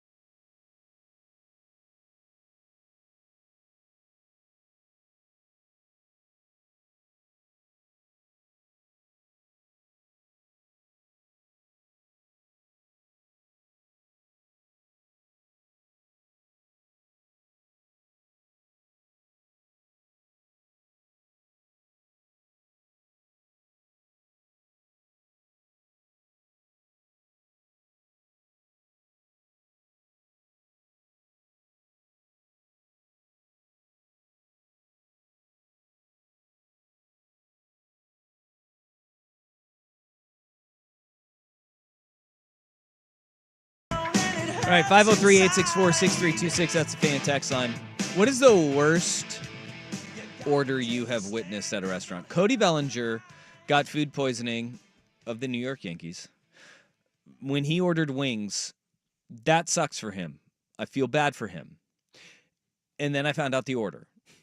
No sauce, no spices, no rubs, just a teeny tiny little wing. Yeah, it's a bad call. Bad call. Bad call. It's a horrible order. Horrible order. Shake that off from the Have you ever seen an order where you just went, huh? And you immediately judged? I can start this while you think, and we can get something going here. Rust, I'm sure you've seen a lot of these in your time in the service industry. I had one spring to mind. Okay. I once was at a bento place where an adult, not a child, because my son will do this, and I just went, what? But I heard an adult make this order. Teriyaki chicken and rice with a side of ranch.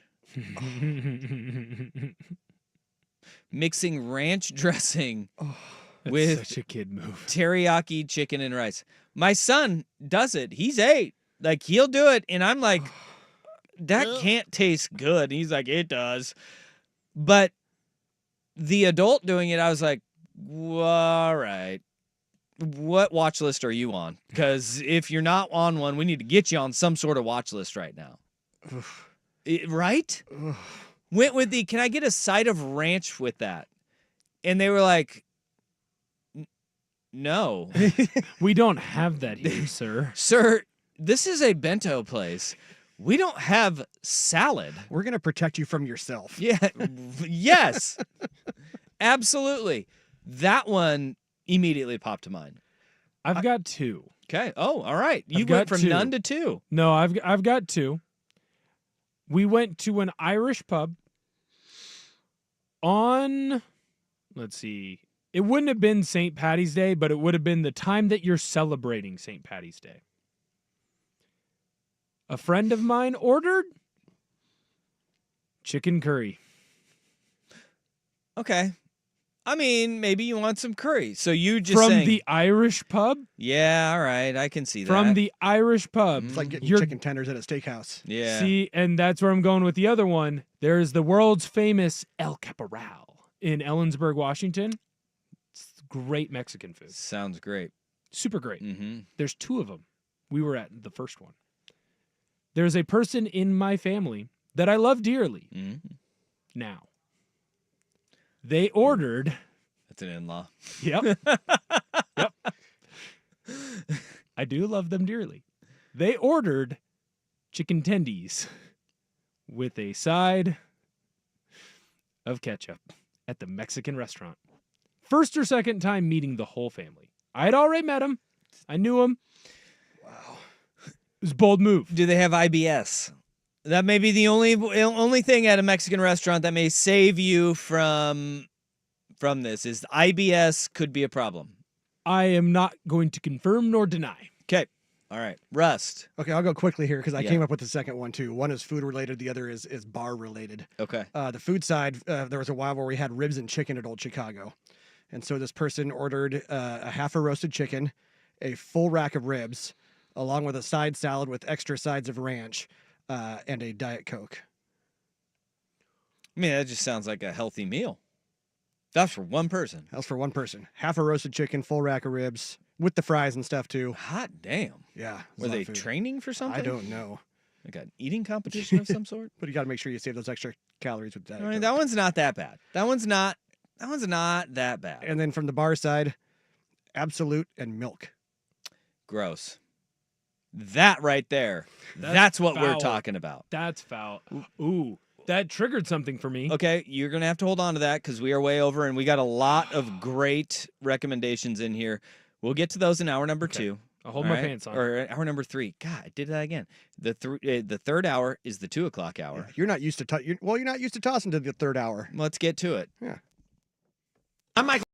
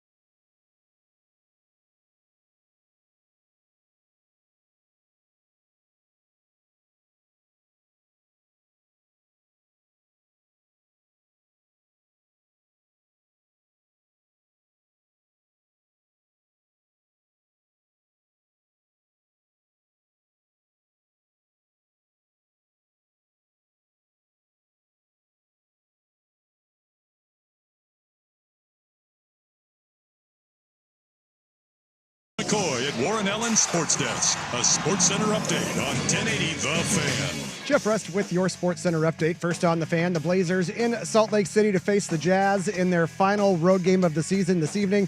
6 o'clock tip on KUNP, Xfinity Channel 302 or 2.2 on your antenna. No DeAndre Ayton, Jeremy Grant, Scoot Henderson, Bryce McGowens, or Robert Williams III.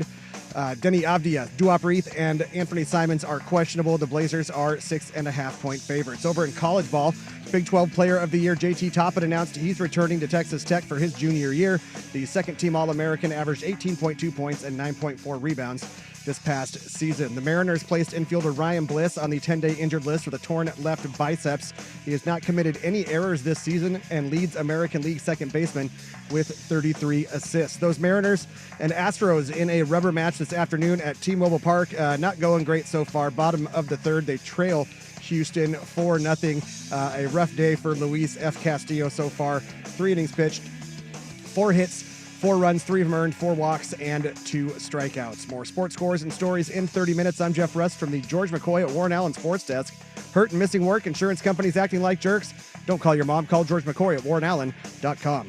Jump back to earlier parts of your favorite fan shows on the Odyssey app. The only way to rewind Portland's sports leader, 1080 The Fan.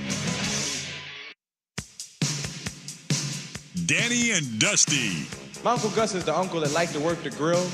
As soon as he walk in the house, he's like, get away from that grill. You don't know how to start no fire. With the latest on the Blazers, Ducks, Beavers, and the hottest topics in sports. We're going to eat a hamburger, okay? Here we go. Chandler, throw the match. Now that's a fire. Danny and Dusty on the Odyssey app and 1080. I'm not cooking a brontosaurus burger. The Fan. Hour number 3, Danny and Dusty on this Wednesday afternoon. Will Ortner in. What's up? Danny is summiting the hoops at the Hoop Summit. Saw, dude. Saw that guy in concert once. What, the Sadu guy? Yeah, there's 2 of them. I saw one. I was working it at the Gorge, but yeah, he was the headliner for one of the days at Paradiso. What? Yeah, the guy What who's does got he do? His name is Getter. It's the one with all the tattoos. All right. He hits a button and then he hits a space bar. So the music's like wah, wah, wah, wah, wah, wah, when he hits the space bar. And then in every song that he produces and makes, at some point it's going to go, saw, dude. And that's what it does. Well, it's horrible. That sounds on brand. It was on brand. Sounds on brand. He should stick to acting. All right. We had word in honor of Cody Bellinger eating wings with nothing on them. And when I mean nothing on them, we're talking no sauce, no spices, no rubs, nothing. Barely even skin. Worst food orders.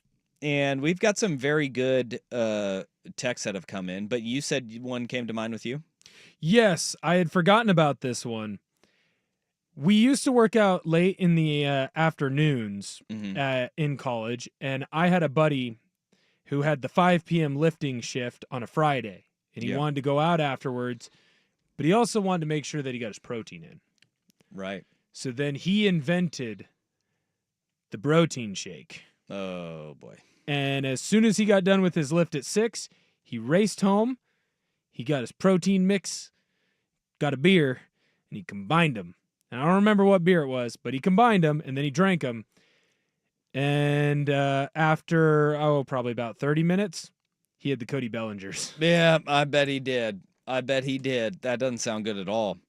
But you got to try some stuff out. You don't have to try out the beer protein shake. All right, here's some of the listeners on the fan text line 503-864-6326. McDonald's cheeseburger with no meat. My friend was a vegetarian in high school and would just get pickles, onions, mustard, ketchup. Ugh. And he quit eating meat after his dad lied about fishing catch and release. Saw his dad whack a fish against the side of the boat to kill it. That's what did it for him? That doesn't sound like a guy story. That sounds more like I've heard a lot of women say that. There's a little trauma like, there. I went vegan or vegetarian because I saw an animal get killed. Yeah. And that was enough for me. My wife saw a documentary and was like, Food Inc.? No, I don't even know what it was. Once had a coworker who wore disposable gloves and used a knife and fork anytime he ate wings. Instantly lost all respect for him. Hey, I don't know that person, but I have lost respect for that person too. All right, I have a question about this. Knife and fork? Yeah, and gloves. Like, what are you, Gloves is Dexter? weird. What are you sitting there? You're going to put gloves on? These serial killer vibes. I have a question though. Mm-hmm. Not that I do this, All right. but I don't like to But get. you definitely do it. No, I don't. I don't like to get messy food like in public, right? Especially like as a big fat guy. Yeah. I didn't want to have like the 30 wings and then have the wings all over my face, right? So I'd go boneless. It's called being an adult, but go ahead. Fair. Fair. I feel like you don't necessarily order that. Like, if that's what you're worried about, you don't order that style of food Yeah. out in public. Okay. Yeah. If you're afraid of that and you know this Hurricane Will when you're eating and it's just a mess of food everywhere, yeah, don't order the messy food. That's fine. This one says, I just dislike picky eaters in general. I have a couple of buddies and my boss always order their food, whatever dish it may be, no veggies of any kind. It baffles me.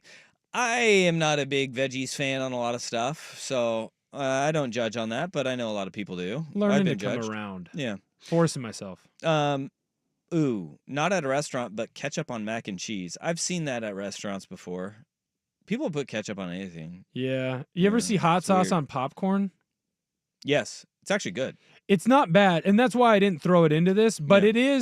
it's a little bit jarring the first time you see it. Ooh, first time I saw that was it Janet Jackson in Poetic Justice? I believe. In like a music video, they had hot sauce on popcorn? No, it was a movie. I movie? think she was in Poetic Justice, but I think that's it. When we were kids and our family went to Moe's, my brother always used to order either a hot dog or a grilled cheese sandwich. Well, yeah, kid orders are way different. Yeah, doesn't count. But if like he was an adult and was like, I'll take the grilled cheese at Moe's, dude, just get the clam chowder, man. Just go start picking up those floorboards. Ooh, clam chowder's See so what's nasty. hiding down there. That's right. That's right. My 8-year-old the other day, we got her a Happy Meal at McDonald's with her nuggets, and Yeah. after she was done, she still had a sweet and sour sauce packet left. So she just ripped off that lid and started eating it with her finger. Kids rock, The dude. kids are all right. Kids, The kids are all right. rock. I had a buddy growing up in the Frosty, instead of the French fry, the burger. Ew. Was he a lineman? He wasn't actually. That's an upset. He That was is not an a lineman. Upset. He was a point guard. He was Oh, a all right. basketball player. I'm not gonna lie, I'm not even big on dipping the French fry in the Frosty. Get out of town. You got to just a little bit, just a little dip, So good. just a little bit. Not a food Frosty's one. a sacred space. Not a food one. There was one time a dude in front of me at a bar ordered a Coors Light on the rocks. Beer with ice is just so off-putting. Yeah, I don't anti like that. the beer on ice. Yeah, it's a bad move. It's a weird move. I'm anti that. I had a roommate in college who liked to have Beerios like once a year just to mess with everybody. Okay.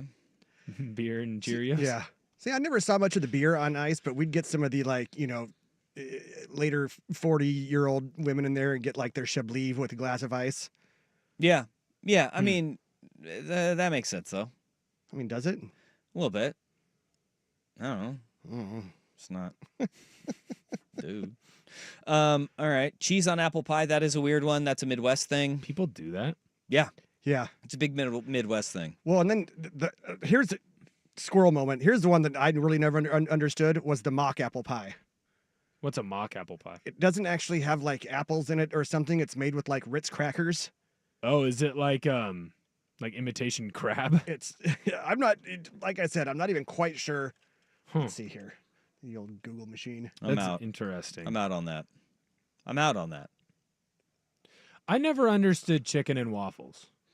I understand that I'm wrong. It's sweet and salty is what it is. Mhm. It's Okay. sweet and salty. I- It's delicious. I'm clearly wrong because it's a big thing that everybody loves. It's the same thing with like pork chop and applesauce. Yeah, I never Yeah. got on board with that. I don't understand. I had a buddy in college who'd do steak with cottage cheese. And I was anti. Hmm. And then but when it became time to weight gain and you want to put pounds on, that's a good way to do it. I've And it come isn't around, bad. yeah. It isn't bad. By the way, the mock apple pie, Ritz crackers, sugar, lemon juice, cinnamon, and cream of tartar. And somehow you get an apple flavor out of that. No, I'm out. Huh. I'm out. Ooh, I think the ice and wine helps with the wine headaches. How about that? How Maybe? about just Okay, drink sure. less wine? All right. Quitter. Just drink something else. I took one of my young Marines to a really good craft beer pizza place in California. When I'm standing at the bar with him, ordering our beers, this a-hole orders a Bud Light, and the person behind the bar looked at me like I committed a horrible crime. He got a bit of a butt chewing from me after that. Yeah, I bet. I bet. When you go to one of those poor places and you go to that's P-O-U-R. Good Jeez. save. No. Good save. Yeah. What's up, left coast elitist? When you go to one of the Like, dude, poor Bud places, Light's fine, man. and they have it's a craft beer joint. You do not go for the Bud Light or the Coors Light because they don't have them. Yeah. If it's not on the menu, it's not like In-N-Out and they got some secret menu that you're ordering off. Just ask them for their Pilsner. Yeah, What they got. lightest They're gonna beer have you one. got. Yeah. Lightest beer you got. Or just go, hey, these are the types of beers I like. Yeah. What does it Well, see, seem? but in that regard, even at that place, they're gonna be like, fine, just get out. Or go flight. You know what? That's a great spot at the poor places. TM P-O-U-R. Dusty. I think it's smart to always go with the flight Yeah. because then you get to try out everything. Then you figure out which one you like, and then just start hammering that one. Dude, by the responsibly way, and safely. somebody needs to open a bar named The Poor Place. Trademark. Poor is welcomed here. Trademark. I don't ask for a lot. Free beer would be a great start. All right?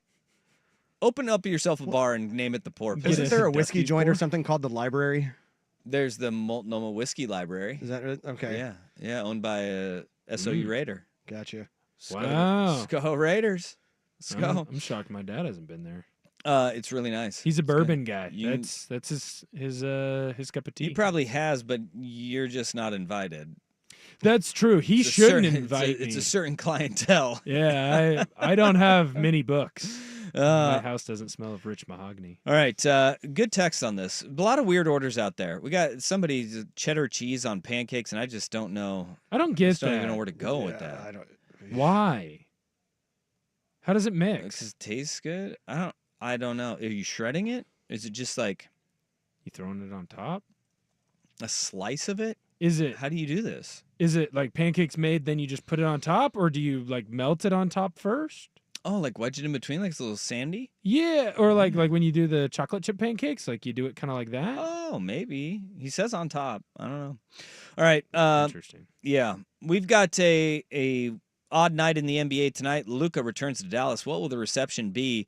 And this should go over well. Danny and Dusty with Ortner and Dusty on the Fan.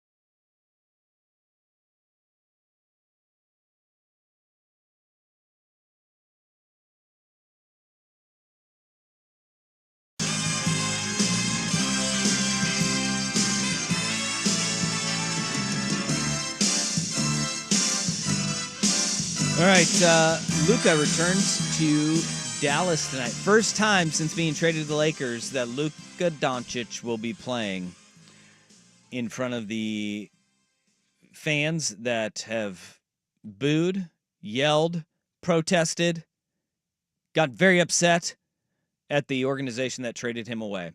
And this is going to be a weird night. It's going to be, we talked about this earlier. I want Luka to go for 50. Mm-hmm. I am usually so anti-Laker everything, but if Luka goes for 50, it would be the most fitting night ever. He very easily could go 3 of 19 from the field, though, because it's going to be emotionally charged night in Dallas. I think this is one where you're going to see how he's going to play the entire time based on his first 2 or 3 minutes. Yeah. If he's out there and he's hitting everything and he's distributing well, he's going after rebounds, he's talking trash, but talking trash in a more controlled way than he did last night, I think you're going to see the very best that Luka Doncic has to offer. I also wonder if it's one of those situations where he finally gets the monkey off his back. Finally, it's this whole buildup of when you return to Dallas. Obviously, the fans are going to love him, but anytime you return to a place that you've left, there's always a little bit of are they going to love me?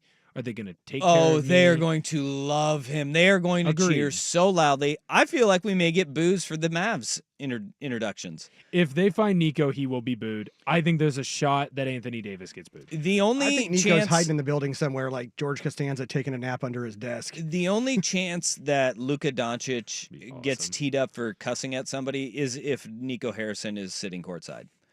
I think that is the only way that it happens. Also, apparently, Luka's second tee was rescinded from the other night. Yeah, it should have been. It was clear he was talking to the fans. You can cuss at fans, just not officials. What are we doing?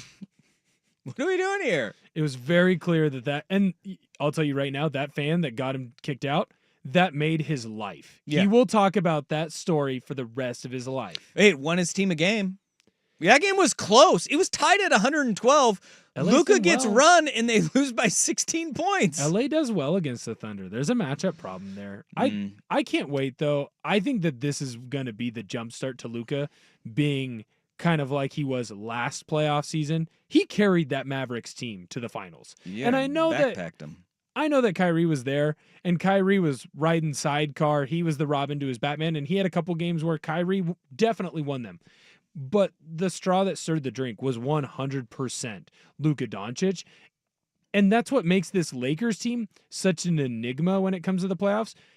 I think you could see them, depending on the matchup, get bounced in the first round very easily. I also don't think it's insane to hear someone say that they could come out of the West and they could fall anywhere in between that range, right? I think if they are going to go on a run, this is where it starts. And it's Luka getting upset and Luka turning back into, not that he's been bad, but turning into Luka Doncic of last year's playoffs and the playoffs of 2 years before. Look, oftentimes injuries with 40-year-olds is a bad thing in sports. LeBron getting hurt and missing a few games, it may have helped save himself for the playoffs. I think there was an extra week. Because that guy was the load that he was carrying for the Los Angeles Lakers prior to that, as Luka was adapting to life in LA and life with the Lakers and playing alongside LeBron, he was struggling. Mm-hmm. And LeBron had to put that team on his back and carry them. That injury, it's been good for LeBron. And that's a scary proposition because that was the whole thing that I was worried about with the Lakers in this lineup, in this combo of Luka and LeBron is, look, you're asking a 40-year-old to go from February through June, right, playing at an incredible level. Well, he got a couple weeks that he could rest up and he didn't have to be that guy every single night. And the injury does not appear to be affecting him any longer. They could be very scary, but if they get into a matchup where they're playing against dominant bigs, that is where they could run into some issues. But that game tonight, 4:30 on ESPN, Luka Doncic returns to Dallas to take on the Mavericks. You know what the get-in price for that is? $500? No, lower. $243. Well, I wonder if that has a little bit to do with don't want to give the owners money. That is $237 more dollars than the get-in price for the Blazers and the Jazz. $6. You're going to be paying more in fees than you are for the actual tickets I was themselves. going to say, you're going to pay more for the first drink that you get at that game than you're going to pay. Way more. Way more. I'm looking at this. There's already 2, 3. There's about 4 games that you may argue if you want to get like a cocktail at the Rockets Clippers, the get-in price is $26 for that one. I bet it's pretty expensive I'm at the surprised Intuit it's Dome. that low. Yeah. That's a good game. That's the number 2 Rockets right now. Clippers, like that's a possible first-round matchup. And there's a lot to play for the Clippers in And that one. Kawhi's back, and Yeah. he's playing awesome. Yeah. $15 to get in the door for Thunder Suns tonight. Yeah, that makes sense. Yeah. 13 for the 76ers Wizards. That seems high. How is the Blazer game 6 and that one's 13? Nobody is going to games in Utah because they are actively tanking in a terrible, terrible team. Are you sure that at the Wizards Philadelphia game, that's not $13 to get in, but they give you $13 if you'd like to go? Maybe. That's possible. Maybe. Because that's a horrible game. Yeah, that's a bad game. It's a bad game. But Lucas returned tonight. They're giving away T-shirts that say thanks for everything in Slovenian. Thanks for everything. They traded him in February. That is one. We love You do that when Luka Doncic is retiring in 10 years and it's his farewell tour. You don't do it 2 months after you trade the beloved franchise player. Your entire fan base is revolting against that deal and that decision, and they're still very upset at you. You don't. This is not good timing for that. I think they're doing it, though, to try and get back on the fans' good side. It's a bad move. It's not going to work. Not going to work. It's the flowers after you already admitted you cheated on someone. Yeah. It's dumb, but it's the only card you could play. Because imagine if they didn't do anything for him. The backlash that would happen. They're in a lose-lose, but they already are in a lose-lose. It's So their they just fault. They just threw away some money on this one. Stupid. Way to go, Mavericks. Well, but maybe they Way didn't to because I think I saw that they got sponsors for the shirts. Yes. All right. Was it FireNico.com that sponsored those T-shirts? Weight Watchers, actually. Oh, really? No, but that would be hilarious. That would be even better. That would be the funniest thing that they could get. Ozempic. That would be the That's best they funny. could get. All right. Hey, which draft prospects scare you the most in the NFL draft? The guys that they got some red flags, and maybe some guys that you have questions on. Why aren't they getting the love? That after us with SportsCenter. Now, from the George McCoy at Warren Allen Sports Desk, a SportsCenter update on 1080 The Fan. This update brought to you by Crunch Fitness. Memberships as low as $9.99 per month. Find your Crunch time in Portland, Vancouver, and online at crunch.com. First on The Fan, the Trailblazers in Salt Lake City tonight to face the Jazz in their final road game of the season. 6 o'clock tip on KUNP, Xfinity Channel 302 or 2.2 on your antenna.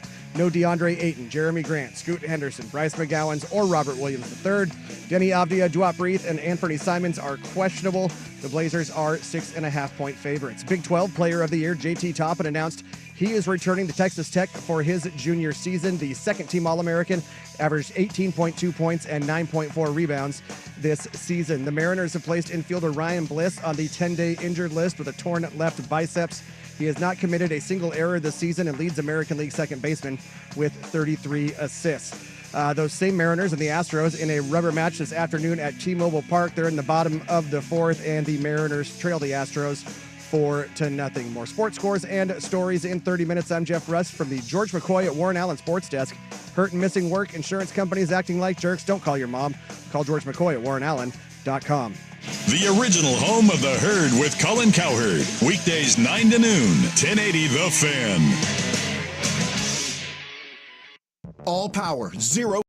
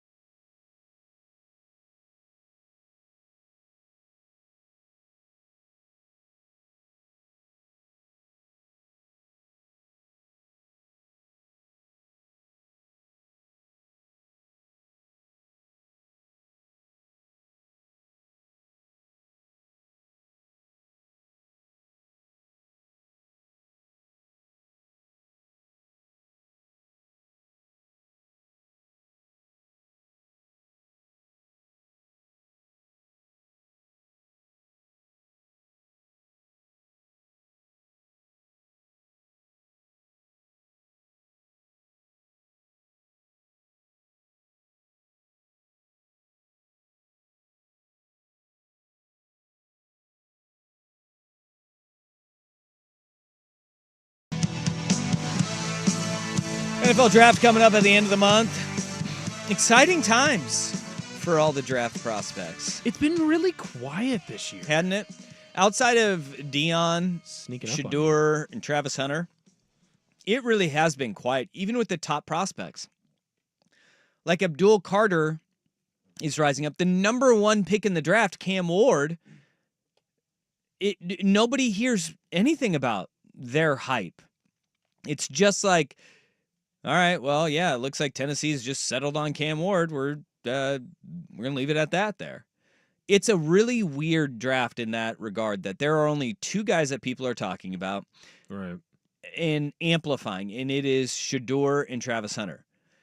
And it helps that Deion Sanders, Shedeur's dad, head coach of Colorado, is the one that is kind of leading that drum line and banging the drum. The push. For both of them. Today he said that the NFL is going to be easier for Shedeur because it's slower than the NFL game. It's not. And it's not like the players on the field. He was talking about the tempo, which I don't agree with that. Now, do you see teams run at breakneck speed the entire game?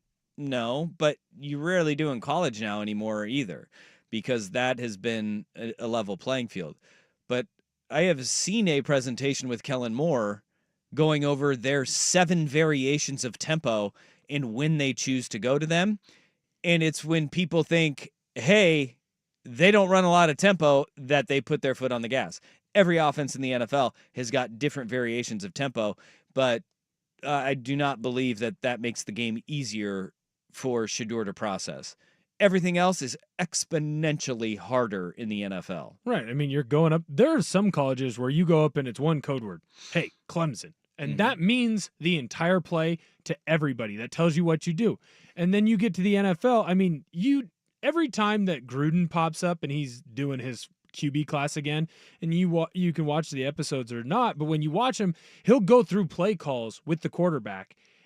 They're like a whole page long. They're ridiculous. Yeah, you're tagging everybody, including your protections and your line protection, your back protection, every route your that drop, they're running. Everybody's routes and specialties off of them. Like, it can't. West Coast offenses especially can get really overwhelming with your verbiage. But even they have started to kind of simplify how they operate at the NFL level. Shedeur is one of those guys, and you're starting to see it. I mean, he was like in the conversation for first overall. That went away pretty quickly. And now it's like you're starting to see him drop further and further back. A lot of the mock drafts have him going 9th overall to the New Orleans Saints. That, by the way, is not a bad deal. You're still a top 10 pick, and you're the second quarterback off the board. But you're seeing a lot of the nitpicking is starting to happen. And one of the things that I find is probably the most uneasy feeling a coordinator could have is Shedeur had a bad offensive line. We know that about Colorado. For 2 years, his offensive line was not very good. He also held onto the ball for a really long time. Yes. Both of those things can be true. Now people are saying, oh, his patting of the ball. I saw Dan Orlovsky doing the whole patting of the ball. A lot of quarterbacks pat the ball to get it out. I don't think that's a big deal. That's not an explanation as to why he took so many sacks. It's a processing thing. Yeah. And it is, you have to be able to process and get that ball out quick and accurately in the NFL. I've got questions about that. His accuracy when he actually throws the ball is pretty damn good. But it's the process and accuracy. I got questions about that with Shedeur. That's not like the biggest question of any of the guys, though. I think with Shedeur, my question is going to always go back to how does he handle the coaching? It is different when you are being coached by your dad and your dad's friends. And there have been stories coming out of Colorado that he was treated, let's call it, with kid gloves. What is he going to, and how is he going to react to not being treated with kid gloves? Because depending on where he goes, he might not get that treatment. And if he doesn't get that treatment, does he implode or does he thrive? There's a chance that finally getting away from his dad actually could be helpful and more beneficial for Shedeur. There's just no telling. But to me, that would be the biggest question mark. Not if he pats the ball. You can go through and 95% of the quarterbacks, you'll find videos of them patting the ball. Yeah. Oh, yeah. It happens all the time, and it's not a tick. It is a rhythm thing. Like you just get into a rhythm, boom, pat it, go. Tom Brady patted the ball a ton. Aaron Rodgers, Peyton Manning. Doesn't mean you can't be a good quarterback. It's can you process and get the ball out quick and accurately. Another quarterback that is just, it's not like a concern. It is just how is he going to work in the NFL? Tyler Shuck from Louisville. Dude, he is rising up boards. Yeah. And Ted Nguyen, who does a lot of NFL film stuff on social media, and he works for The Athletic. He had the perfect comp today for Tyler Shuck, and I was like, that's it. He said, Tyler Shuck reminds me so much of Derek Carr. Arm talent, panics under pressure, athletic, but kind of clumsy. Yeah. Like that right there is like, yes, I get it. Little Daniel Jones, too. He is, a little bit of that. But the thing that Tyler Shuck is going to benefit from is that he won't be, in all likelihood, will not be a first-round pick unless Sean McVay falls in love with him. Yeah. He's not, and it kind of appears that they're leaning a little bit, according to the reports, to Jackson Dart more. It alleviates a lot of that pressure if you're a second, third round guy, right? And that gets him. The one that I don't understand is the concerns over Will Campbell at LSU. The arms? Short arms guy. Well, just short set. Like, that's the thing that I don't understand. Like, there are ways around some of those deficiencies. And he's gone up against SEC talent. Like, you go down the list on the edge rushers right now, aside from Abdul Carter, he's gone against the rest of the top 5. You look at Williams out of Georgia, went against him. Went against Jalen Walker out of Georgia as well. Pierce from Tennessee went against him. Jihad Campbell, like, now I know he's a linebacker, but there are times where he had to blitz, went against that guy.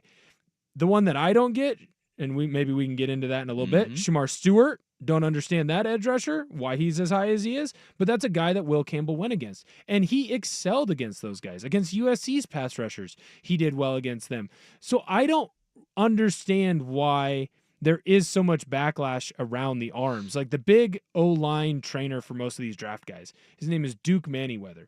And Campbell is training with Duke. Duke, as soon as everyone started commenting on his arm length size, he started tweeting out all the short-armed offensive tackles that had been in the NFL or were still currently in the NFL that were successful. And there are some pretty big names on that list. So I don't understand why he couldn't be the guy. And if that's the only knock you have against Campbell, it seems like a nitpicky knock. It is, and it's smoke signals, right? This is smoke signal season. It's your smoke screen season. You're trying to knock guys down a peg for every little thing that you could possibly do. And I think you're seeing that a little bit with Shamar Stewart as well. He's a guy that I don't get it. He's talented with the measurables, right? Right. Speed, size, explosive.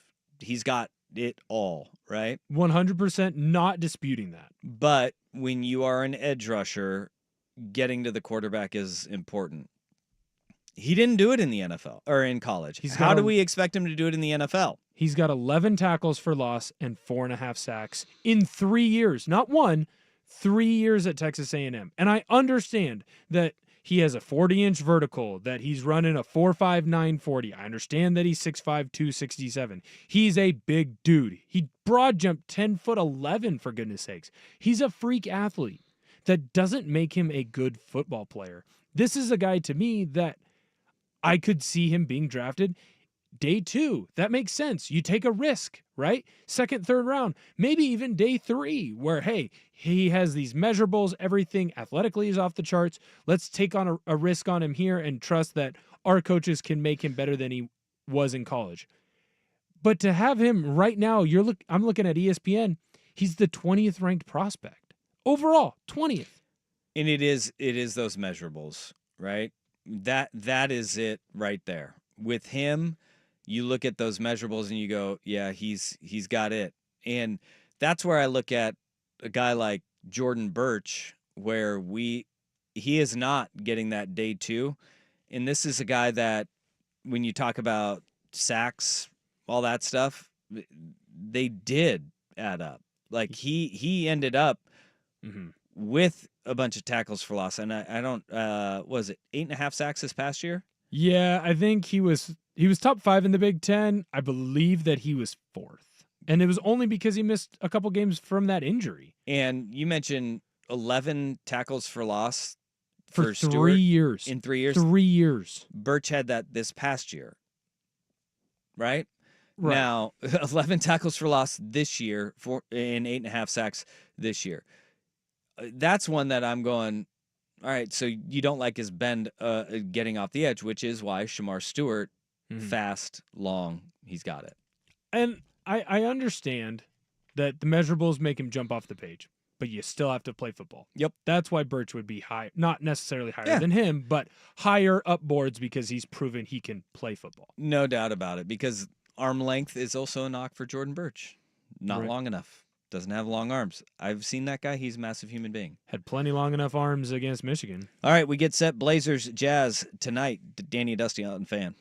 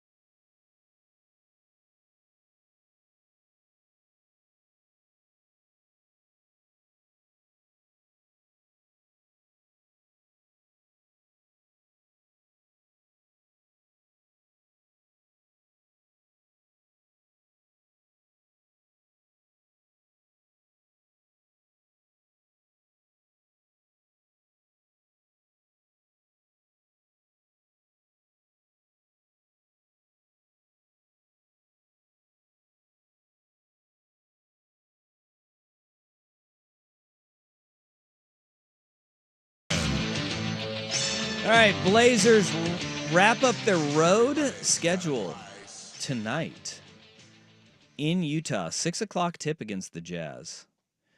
The Blazers will win this basketball game.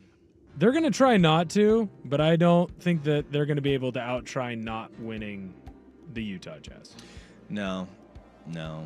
Really got to hope the lottery balls fall your way. Yeah. Because you're probably losing the next two.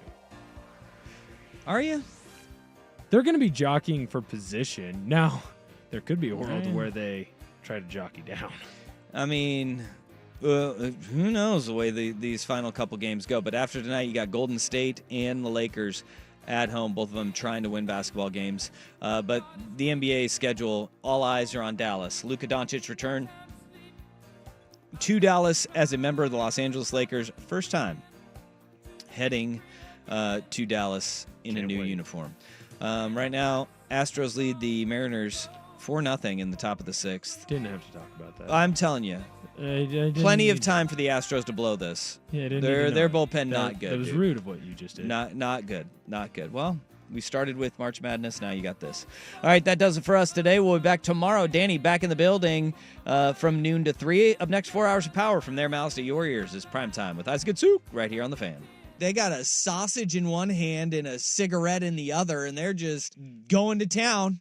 While retinitis pigmentosa takes Mark's vision, his family gives him hope, whether at the family business or at home with his wife and sons.